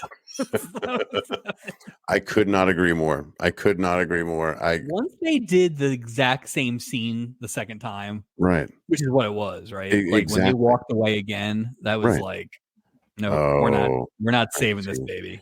Well, at least the third scene with them is nothing like those scenes. What, do they walk away from each other? Yeah, Yeah, but they went the other way. Yeah, they crossed over. She was in front. I don't know. Oh my god. We're back to Myrna and scumbag Ray. Can I say? I'm sorry. One thing I want to go back, but I do want to give them. I do want to point out the few good things that were in this episode. All right. So when they are doing the shuffleboard bit to kind of get out of talking to the prices, I'm glad you brought this up. They mention that there's 48-minute intervals and it's Swedish rules. Nonsense, right? Absolute nonsense. But that is the absolute best that Annette Funicello is in this whole thing. Is like she's kind of fun and she's just kind of like, oh yes, happy that we have to go. Like it's there. It's totally there, but you decided to take one of America's sweethearts and make her just this mope machine. Now, maybe she wanted it, right? We always talk about people playing against type. Right. But this wasn't it. So also shout out to Shuffleboard though. Shuffleboard was king on this boat, man. Yeah, Shuffleboard was king. It is funny though, because I did notice the same thing, and I had a note saying this is the happiest and the best I've seen her in this episode. When she lit up the way she lit up, you could see it. You're like, yeah, natural. It was a natural thing. It was a where natural. It was like, it almost just felt like she was playing left-handed the whole time, right? And then this one scene, half of the scene, well, that's she was why able people to loved her. She was lovable, and you just wanted to like. And I know your light's brighter. We're gonna turn it down for. It didn't make anything better. No, it was almost like on principle. We're not seen examples of the people who want to play against type, right? Sure, do really well, but they don't do it the whole time if it's a negative. Like Robert Reed to me is always the one that was like the best version of against type, and he was great in that thing. But it wasn't like, and so maybe that's different because the role was so different. But like, make a better role. Like that's really it's on the writers, or just add maybe an extra layer or two in the dialogue. Maybe use that time introducing that character. Right. You know what I mean? In the very beginning to give you that added layer. Something like you can get it in there. We can compare it to is the Sandy Duncan thing. The Sandy Duncan thing is very similar. Now, granted, there was a whole storyline that gave her an opportunity to be happy. Right. But do that. Give her half of the show to be happy. She was never happy. No. In this whole thing. It's almost like the last thing they wanted to do was to have Annette Funicello as the guest star. You're like, well, great, but unfortunately, Annette Funicello is the guest star. Storyline that was written for Werner Herzog. How's your agent pitching this to her? I got a great one for you. What is it? Yeah. You smile one time, you just walk in the opposite direction, and no smooching. No, you exchange a book. Yep. That's it. Yeah. Perfect. Yeah. Really? Love it. It's great. It's just nothing. It's the 13th most watched show in America. 21 million people watching this dreg. I wonder if it's like this really, because I assume her and Frankie Avalon either talked all the time or never. But like he got a meaty fun role. Yeah. 2 weeks prior or whatever that was. 3 weeks prior. 4 weeks they allowed him to have some personality, like something. Yeah. Like if you're gonna have Frankie Avalon, then freaking have Frankie Avalon. Have some energy. Don't. Well, it's just like I'm trying to think of an episode we've had recently, like last 4 or 5, where she would have been a better fit. Honestly, she probably could have done the Michelle Lee thing last week. With the housewife who was pretending to be a celebrity. At least that would have been something. Or she could have even been the wife of the one where the rich people didn't make the cruise and they gave it to the younger married people, and then those married people acted like just something more upbeat. Yeah. Right. It's not the saddest. It's nothing but sad, the storyline. It's all sad. If She you also think could this have is going to end up been. in a happy way, it doesn't end up in anything. It's She just could have been, and I thought the actress was good for a while. She could have been the sister, the dental assistant. oh, She that's could a have been good that one. sister, right? She could have been. That's a good one. Yeah, Yeah, like that was so these roles exist on this show. They just gave her a absolutely. real bummer one. Real stinkeroo. Yeah. We're back to Myrna telling scumbag Ray that she's so sick of all this arguing and the way that he takes her for granted, and that she's moving into a vacant cabin, $5.99. And she wants to file for a divorce. And Ray is saying that you're crazy, basically to walk away from their marriage. And he says, don't come crawling back to him. And she says, you'll never change. Boom. Okay. Did she?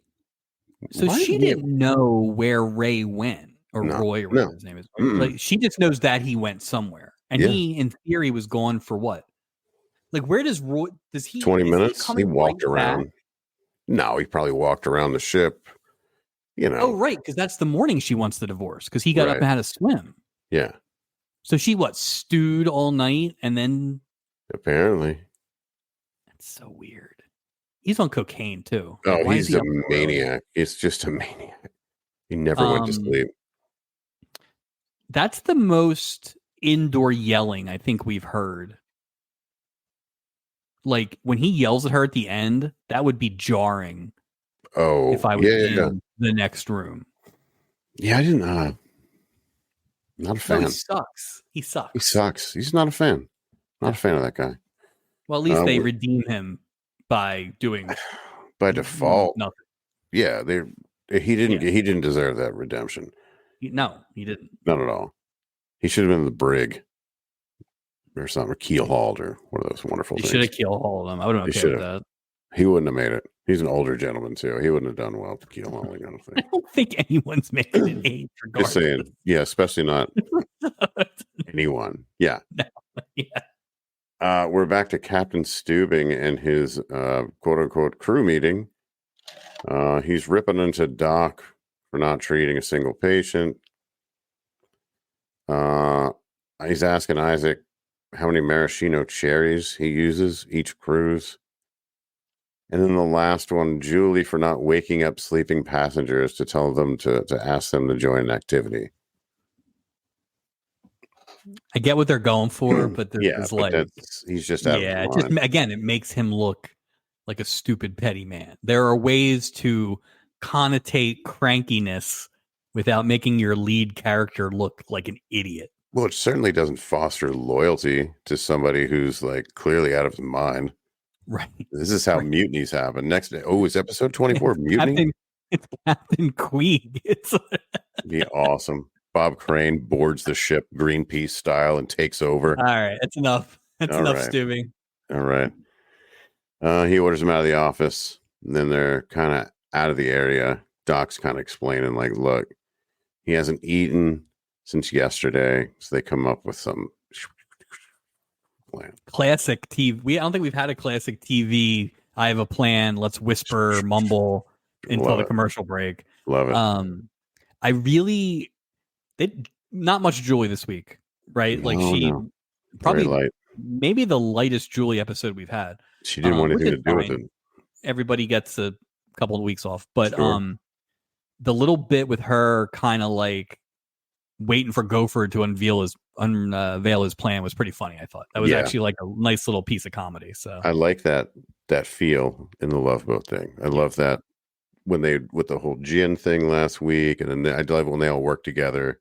I was gonna say when those four actually are all in the same scene, and it's not they're great creepy hornball scene. It's actually pretty good. I agree. So let's see what this. We didn't have to wait long to see what they did, because the very next scene, Captain Steubing's getting dressed. He puts his pants on and notices that they're much looser than they were before.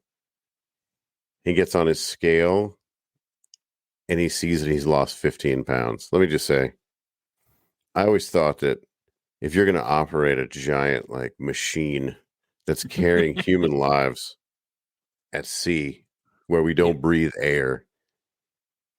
You should have, attention to detail should be something in your bag of skills. Yeah. Just driving it, just come on, dude. And then when you got This off it, you scale, didn't notice when it's just negative that's a good 15. point. I'm already 15 pounds. Yeah. Like, what?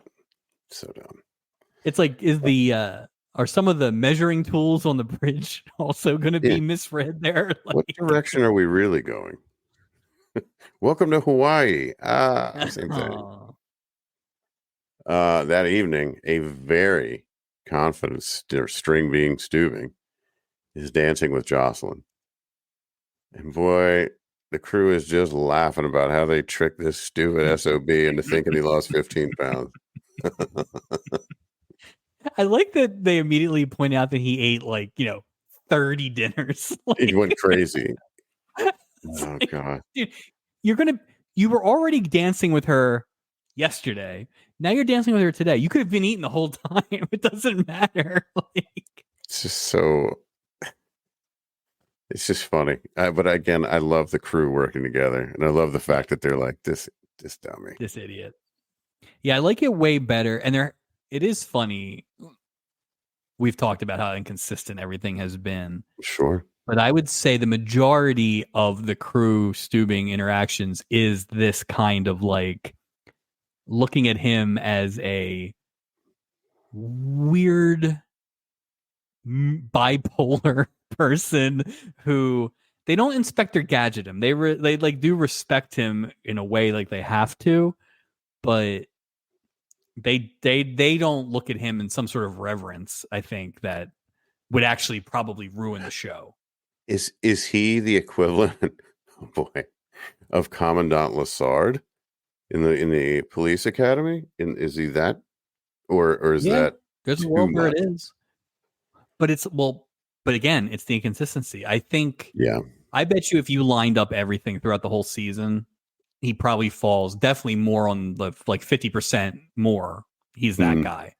I don't know if it's the majority of what he is, but that is kind of what it is. But they don't lean into it enough to make it count. No. Some weeks he's last or whatever, a few weeks ago when he's busting up the poker or the gin ring, he was coming off as he figured it out and all that stuff. Authoritarian, right? Right. So they just need to pick one, whatever it is, and let the people bounce off that, as opposed to him just jumping around from week to week, because then you have to jump everybody around from week to week. It's almost like I wonder if their theory is, well, as long as he's captain in the first episode of the season and the last episode of the season, then at least we're checking that box. But he's just a joke. I think we've really established that there is no show Bible here, at least in season 1. No, and I do think has been to the detriment of easy wins. Absolutely. For the show. So it doesn't have to be this hard.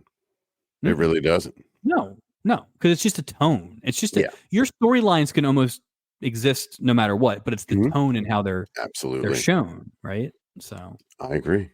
Well, the band plays, another upbeat number. They play The Way We Were for sad Nate and equally sad Roberta. Nate would have been great if they would have spun around and it was that Brian guy singing whispering in everyone's ear. I'm gonna. It's awful. Ugh. Yeah. Nate says that was his wife's favorite song. Of course it was. Of course it was. No one. It's no one who's alive. Every sad song. How is that her fit? All right. Yeah. So the two decide to go spread. Let's go be sad outside. Nothing really. While dancing, Jill is telling Bill that they have to talk later, but he's just saying that they can't talk, but they can talk about it later. Essentially, really weird, quick scene.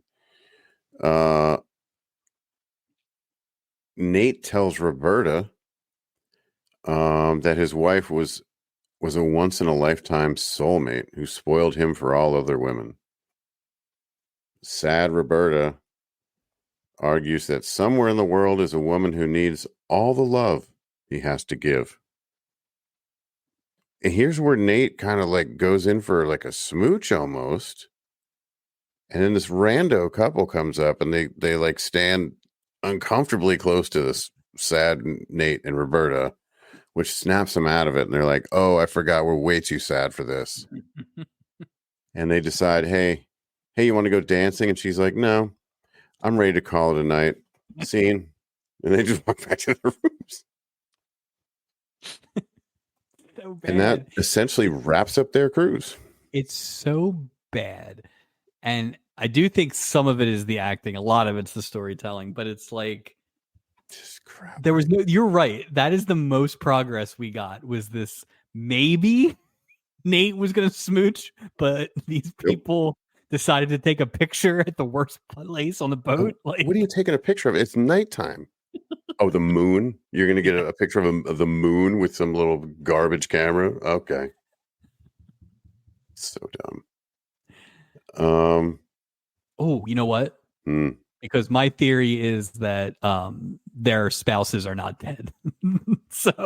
so maybe it is Bob and Jesse, the late widowers, significant others, and they were just making sure that they weren't having a good time. The ghost of... Not even ghost. I think they faked their deaths because these two are so like, boring and like sad. Double amnesia. Yeah, but in this world, they'd be so dumb. They would keep their original wedding rings on. I saw zero evidence that these two widowers were fun before the death of their loved one. 0%. Like, you're not going from 100% of fun to zero fun. Nope. I mean, it wasn't even like the best Agatha. It wasn't even a good Agatha Christie book. It was back to Bill and Jill. Bill asked Jill what's going on. You wanted to know what she wanted to talk about. Just as creepy Ray, walks over. Now, what did you think was going to happen? I thought he was going to lure it over her. I didn't think he was going to say anything to Bill. I thought he was going to lure it over her. Like almost do something, say it. Right? Yeah. Make it close. Something. Make a threat, but not a threat. You know what I mean? To her, he was such a creep. Yeah. That I thought there was a shot he was going to be drunk and say something. Yeah. And then Bill was like, I'm confused or whatever. I was also hoping that Dolly showed up and just hit him with an orange. That's funny. I thought Bill might punch him. But then I was like, well, he's too old to be punched. Like in this short thing, like maybe he would do something disrespectful. He should have been punched. Yeah, he just can't. Or at least pistol whipped. He should have at least been pocketbook whipped. So it's just funny because he's the second Ray that deserved to be punched on this during this season. We've only had 2 acts of physical violence. I think we call for them a lot more. Yeah. We need more of that. Basically, so he's telling Bill that he and Jill know each other. They've done lots of real estate deals together, so he doesn't blow her spot. Bill's called away to take a phone call, and he says, "I guess the coffee machine broke." A business call. Yeah, like what? Bill's secretary is working at like midnight. Well, and Bill says the phone call from his secretary, and he's like, "I guess the coffee machine broke," and I'm like, "Oh, it's 1978. That's right. Okay." Once Bill's gone, Jill asked Ray why he didn't tell Bill her secret, and Ray said, he didn't see a point in ruining her life. Says his wife walked out, but how he's not going to change. Jill, she's like Switzerland. She says, if I can leave hooking or the world of prostitution, then you can change for the better too, creepy Ray. And then Ray's just like, oh, it just dawned on me that she's my entire world based on the words of an ex-prostitute who I had a weird relationship with. And Jill says, don't wait till it's too late to woo her back. And he calls her one hell of a lady and cuts in on Doc. And then he's just telling her like, I'm going to, that extra cabinet space, I'm going to build that when I get home. Not like, hey, I'm sorry for being a scumbag and a creep. And he says he doesn't want to lose her, and he's going to do all this stuff around the house. She calls off the divorce and says she loves him. Why, Myrna is a fool. So, couple flaws with this awful scene. Really? So, when Bill asks Roy, whatever, how they know each other, right? Right. And Roy takes like an hour and a half to answer. Like, wouldn't that? Yeah, like what's really going on here? Bill, like you're just like, hey, like you guys are. Hey, how do you guys know each other? And Roy's like, real estate. Really? Well, that really rolls off the tongue there. And then if Roy had this revelation, right, about how he's not going to bust up their lives because his life has already been busted up, why did he go over in the first place? Right? Like, right. What's the point? Awful. Bill, you know what? I watched this with my wife. Well, I watched this scene with her because she was going through the room. And when Roy apologized to Myrna and tried to get back with all his promises of cleaning out closets, she just said insufficient. So that was her opinion of Pretty much wraps it up right there. I can't argue with that. That's funny. Bill returns to the bar following his super important work phone call and tells Jill that despite the fact that he's got a big deal he's working on, he's more interested in spending time with her. Jill again says we need to talk. He said he needs to talk about her past. And he says that phone call, I think, was prostitute related. Like he got somebody gave me a heads up. And he's like, I don't care. Yeah, something that's too. And I didn't think about that till just now. He says, I'm not interested in anything you did prior to meeting me. What? Really? You don't have one question, Bill? Nothing. Come on, man. And then gives her a passionate, he says, I love you, and gives her some smooches.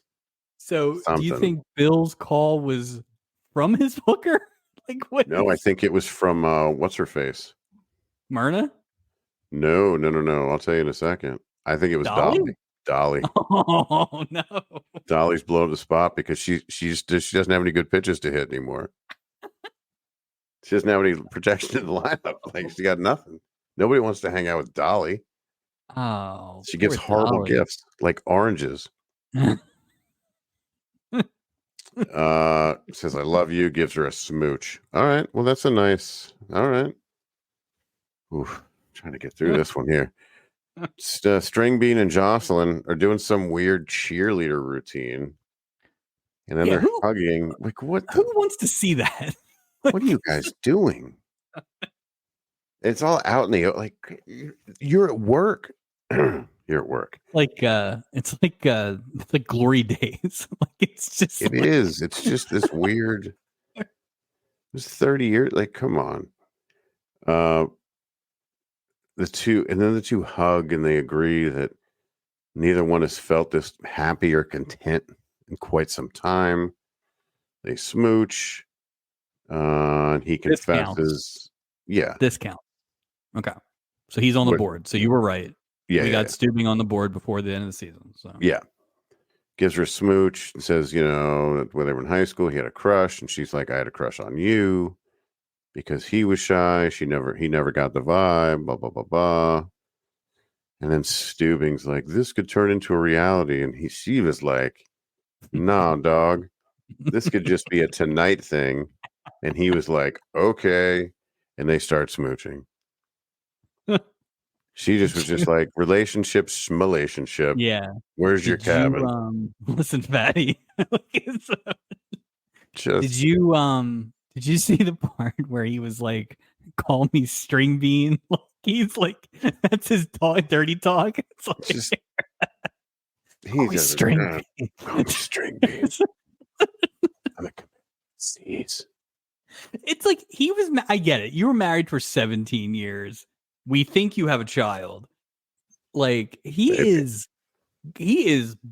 just awful It's a at. freaking mess, dude. How are you Just a on this mess. boat and you are so bad at wooing? Like, And you're the highest ranking person on the ship. yeah, you have nothing to do. You got nothing to do. Day. Nothing. Ship has reached the Los Angeles port. Mo and Dottie say goodbye to sad Roberta. Says that they apologize, wasn't too bothered by them. Sad Roberta saying, no, it's cool. It's fine. I would have been sad basically no matter what. Says you're wonderful. Bye. Thanks, Julie and Gopher, for a terrific vacation. Well, yeah, really. Why was that terrific? Well, that was great. Doesn't she actually say this is the best vacation of my life? Yeah. Why? Yeah, I don't understand. You had no human interaction. If that's a great vacation, you got a book. What? You got a book. You got a book. You got a book. You got a paperback, a used paperback book. She asked if they've seen Nate, sad Nate, and they said, no, we haven't. She thanks him again, walks off the ship. Jill gives Julie her basket of oranges, which she didn't eat them. They still got a giant basket. As she leaves the ship with Bill. And across the lobby, Ray gives her like like he's Mean Joe Green. What is it? Yeah. Thanks, kid. It's like, what? Nate asked Julie and Gopher, huh? What's that? Why have we seen anyone get like a zero end?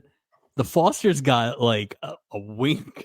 They got that's it. Not a word. They didn't get anything. Myrna didn't get anything. Get something. Like what's his name? Chet Maxwell got a scene at the end. Something. Right.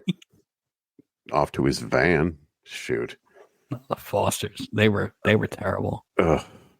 Nate asked Julie and Gopher if they've seen sad Roberta. He wants to give her a proper goodbye. A proper goodbye? You mean they each go in separate? They go in completely different. Oh, goodbye, and then they walk in separate directions. It's so stupid. So, so when Nate comes up to ask Julie and Gopher if Roberta has left, they're like, she's left the ship, but if you want, I can contact the travel agent and give you a message.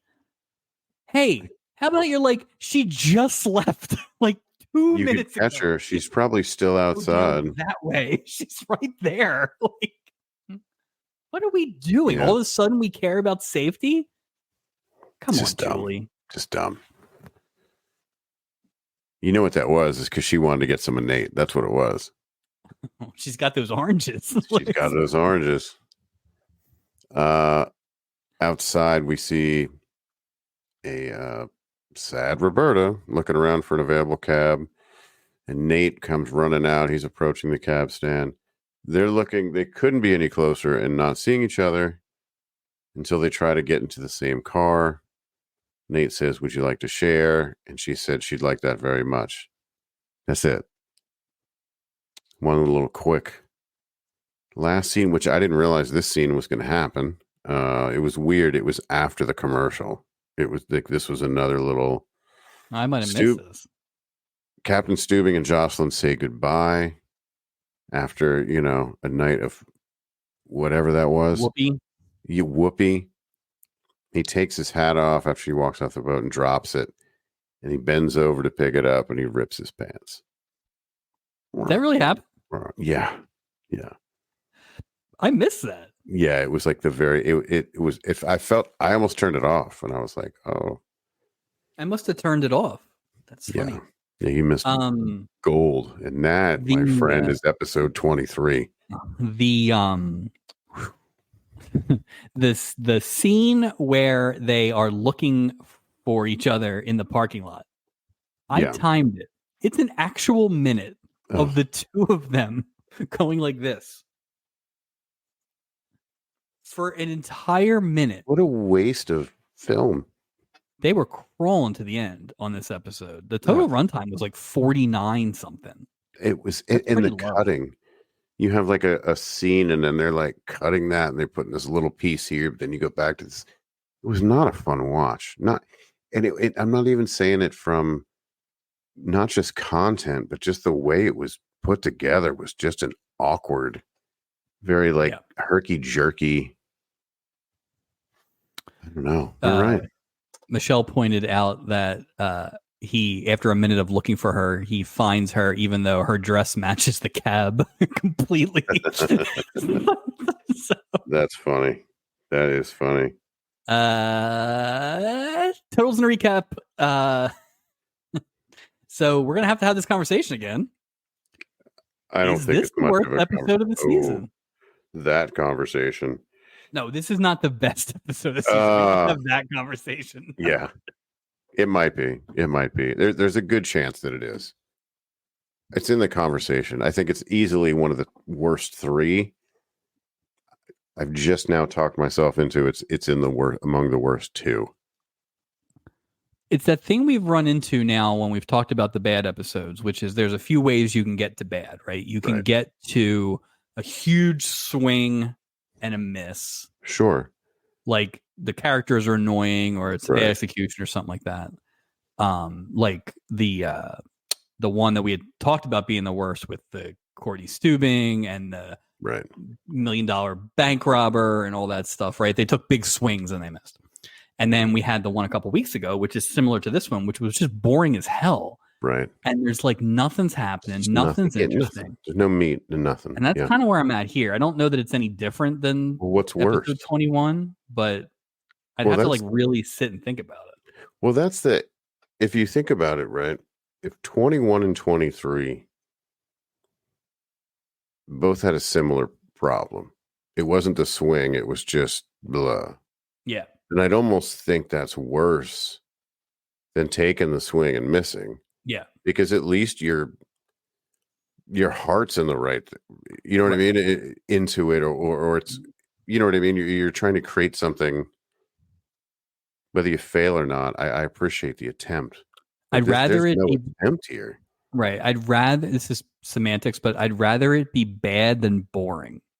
100%. And I think these last couple have been boring. Yeah. As opposed to the first couple bad ones were just bad, right? Like the perfect example is that Florence Henderson inner monologue thing. Yeah. Yeah. Terrible, right? Terrible. But they tried something. It was bad. 100%. It wasn't boring. It was bad. This crap is just terrible. Well, and also, like, you know, I feel like when we took this project on, right? The idea of the project to watch all these episodes. And there is joy in a bad episode. Sure. Right? Absolute joy. It's entertaining. And I really think you nailed it. It's the boring factor. Yeah. And the thing is, I'm not asking for a lot. I'm really not. No, the bar is low. The bar is really low, and I'm fine with it. That's all I really need. That's the but yeah, this I'll say this. I would say 21, 23 might be like co-worst. Yeah, I'd have to really appreciate the swing. I'd have to really sit and analyze it, but it's like one not or the other. Good. No, not good. It's terrible. And it's the other thing where like we could have a really bad episode that has one really good storyline, right? Like you could have an egregiously bad two storylines, but one's really good. Absolutely. They don't even have this. Like give me one. I'll take one. My expectations have gone down, recently. So sure. And that's the thing is if you just aim a little bit higher, raise that batting average a little bit, I think that it'll exceed our expectations. Right. That's it. And I do think it's hard to compare it to last week because that was a completely different type of episode. But coming off of that, it's like this is everything that can go well with the show. And then it's sandwiched between these two. Just like put it I this almost way. think it's worse because it's sandwiched in a way. It almost made 100%. this one worse. 100%. Like, we're back to this again. Like, there's no way for us to know, obviously, but like, if we had a season where the majority were like this, that's going to make for a long project here. So I need some good stuff. Yeah, come on, season finale. Let's go. You're putting way too many eggs in that basket, considering most of the writing was done by the people who wrote this. It's all I can do. It's all I can do. Captain of the week. Good luck. I gotta say, Bill. I gotta go, Bill. Yeah, Bill's pretty good. And I just say that because he didn't do anything egregious or creepy. He took a weird phone call, but that's about it. Yeah. I root for Bill. He was a gentleman. He was intentionally. You don't think he was intentionally running into her at the beginning? I don't know. The second time, especially. I mean, maybe he just, he just thought she was, attractive or took his shot. I don't know. There's a lot of conspiracy theories around Bill and Jill, but I think Bill was doing the right thing. Bill was good. I gave it to Jessica Walter, I guess, because she was good in a pointless role. Yeah. And she had to kiss Steubing, which is, you should earn some points for that. And obviously they liked working with her if she's coming back 8 times. Yeah, 57 more times. Yeah. Special hat tip to Gopher, though. Gopher's making a late surge here in the crew rankings. I do agree. That plot was great. I know you didn't agree with it, but I thought calling Steubing on his BS was great. Now, that said, he also asked about 2 widows. So can't quite get there for you. He's going for the big hits and the little misses. So this might be a little easier. Walk the plank. Annette Funicello, get off of the boat. I know. It's a shame. We got nothing. No offense. It's the role. I just wanted Annette Funicello. And maybe did you happen to look and see if she's on anymore? I did not see her mentioned again. That would be sad if that's it. Like, we don't even get one redeeming Annette Funicello episode. That would be really sad because she deserves. I think she was, but I will look at that and provide. And let's not pretend that old Nate Jordan was any better. Oh no, it's just these guys were so dull that when I looked them up, I fully expected them to be a real life married couple. Because that felt like one of those things where it was like, oh, we have to do it this way because we're married, like Jacqueline Smith one, right? Right. You have to overcomp you can't even talk about it. Like it's so. But they were not. They were not married. They were just very boring. But at least she was Annette Funicello. So it's like you had your hopes up for something. Like whoever Sad Nate really was. Yeah. He wasn't somebody who was like a mouseketeer and this happy person and I'm going with the Fosters. Really? Yeah, because Roy's a creep. I don't care what he did to try and get back. He's a creep. I get that. But you're saying plural, the Fosters. Yeah, because also Myrna backed down way too quick. Very quickly. And she also made them find her an extra room. So what? She spent half a day there? You shouldn't have been on this boat, honestly. It's a shame that you finally mustered up the temerity to ask for a divorce and then pulled it back so quickly just because he's going to clean out that basement? What? Folded like a piece of paper. Also, maybe she took on a lover that night. Maybe that's why she's all whatever. Well, her and Doc were off. Let's not skirt past the fact that Roy fully admits that he's been hooking up with prostitutes for years. Right. It's usually not. Right. I'm sure it was more than just Jill. It wasn't like, oh, we're newlyweds, or that was a different time. They've been married for a long time, and he knows his hooker by name and can pick her out of an orange lineup. So it's like That's funny. Not a fan. No. Snappy dresser though. Snappy. That's Totals and a Recap. Plugs. Anything to plug, sir? Baseball season has begun. So tune into the Hidden Season Patreons for Absolutely Hammered, where we talk about the Phillies who were recording this early, but I assume they are undefeated through the first 2 weeks of the season. So listen to that. You can find us anywhere you get your audio podcasts, iTunes, Spotify. Subscribe, leave us a review, rating. We would love that. You can check our Instagram page, Love Boat Project. Check out the weekly reels. Join our Facebook group, Love Boat Project on Facebook. And my favorite portion of the show, you can email us at the loveboatproject@gmail.com. You know what time it is, Mike? That's my favorite time of year. Time to check the old mailbag. We got to get you a mailman hat for this segment. Or some sort of like Pony Express sound effect or something. Like a Mr. McFeely bit. Something. And no mail. All right. Now, to be fair. Yes. Our appeal to the Canadian listeners has not been released yet. It has not been released yet. But that's coming up. So I will be very disappointed if we do not hear from our Canadian listeners. So let me just say this. If we had about 14% of our listeners were Canadian. And I'll say if we can get that to about 18, 19%, I will full on Canadian one episode. Don't even know what that means. I don't know if that means I wear a bunch of Heart Foundation stuff. I think it's inevitable we're going to have a Canadian. Gourd. A lot of gourds. So. A lot of gourds, Well, as Kev pointed out, as Kevin pointed out on our episode last, like cruises go up too, right? We could have a Vancouver cruise. We could have a Vancouver cruise. But none of it happens if you Canadians don't respond and tell us where the Hollywood Walk of Fame is in Canada. Tell us. That Monty Hall was inducted to. So. Please. And you know what? If we don't have one, this is going to be a reel. I'm going to yell at people on a reel. Tell us, Canada. Come on.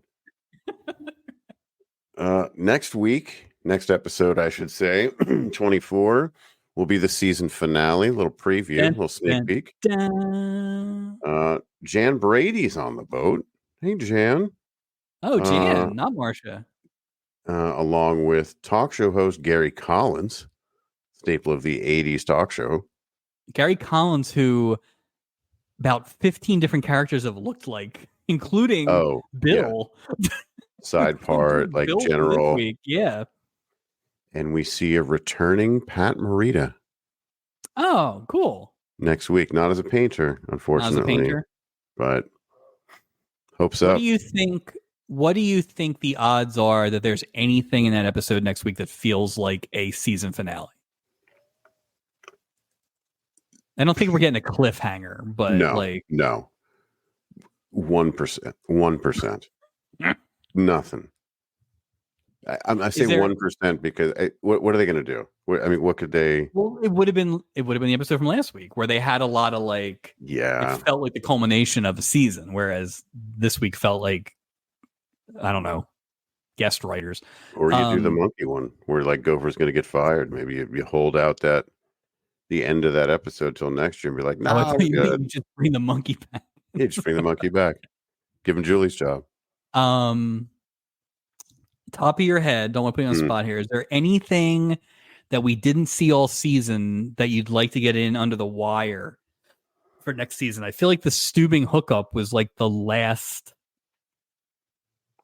like maybe a parent or another familiar. Could we get one of Doc's wives? That would be great. That would be ideal if we could get one of Doc's wives. That would be great. Like that's the big matzo ball, right? Is at this point out the family like connections, because all we have are Steubing. You have Stubby, and you had Isaac's mom, Stacy, and Isaac's mom. That's it, right? Nothing Gopher related. I also noticed like Kansas. Yeah, and the Julie thing is not really consistent, and they sort of put the focus and then they take the focus off when they realize how we don't want her to look like this because now I think the one thing. So I was going to save this for when it was relevant, but since we're talking about it, so the thing about Julie that occurred to me a couple weeks ago when I was prepping for the stubbies was we forget that Julie is the only female character, and so I think sometimes she has to play a lot more. Then, like, for example, they could have Doc be one way and Gopher be another way and Isaac be another way, but Julie has to be all those ways. Yeah, when it comes to romantic stuff. She can And only so represent one of the ways, basically. right. And so I think her wild swings wouldn't happen if there was a second female character, right? They could sense. spread those around a little bit And keep her as the So I still think it made the bad Julie episodes bad and the good Julie episodes good, but I think makes me feel a little better. It made me feel a little better about it. Yeah. So, because that is a lot. Very happy. Yeah. I would be very happy if Julie was kind of not in next week either. Let's just get out of season 1. No problem. Remember the good times. Forget about the priest. No kidding. And we'll see you in season 2, Julie. So yeah, no, I agree. I want to feel the way about Julie that we felt in the beginning of this season. Well, that's my biggest question going into the season finale is we felt a certain way about characters going in, just like you said. I want to know how they finish. Like, are they going to paint Meryl better than they painted him in 23? Are they going to try to right that ship? Or what are the efforts, or what do they do to end that season if it's not a cliffhanger? Like, what you know what I mean? Like, is there an upward swing, or is there somebody's pregnant on the boat? Like, I don't know. It could be anything. I'm just wondering how they leave it. And I think conversely, I also think I want to see how they start a season, because that is where you can really reset. Maybe especially because we've talked about it a few times. We don't necessarily know how they shot this thing in terms of like, because of the weirdness of the guests and the storylines, like, when they come back for season 2, they have complete feedback of what people thought about season 1. They're ready to go. They're ready to go. So you might see something that is reflective of like, well, this didn't work, or this worked well, or something like that. So, well, yeah, maybe they do have that time to go back and be like, this is that formula. This is what we're looking for. And maybe season 2 will be stronger as a result of episodes 21 and 23. Some of these stinkeroos. We'll see. Yeah. I think honestly, we've talked about it. I think the biggest thing is if I could just get consistency, whatever you pick, whatever version of all these characters you pick, just give me like for an 70% consistency. Yeah. So I'm with you. Okay. Well, that was episode 23. Unbelievable. Next episode, season finale. Dun, dun, dun. Unreal. Well, thanks for joining us, and we will see you next time.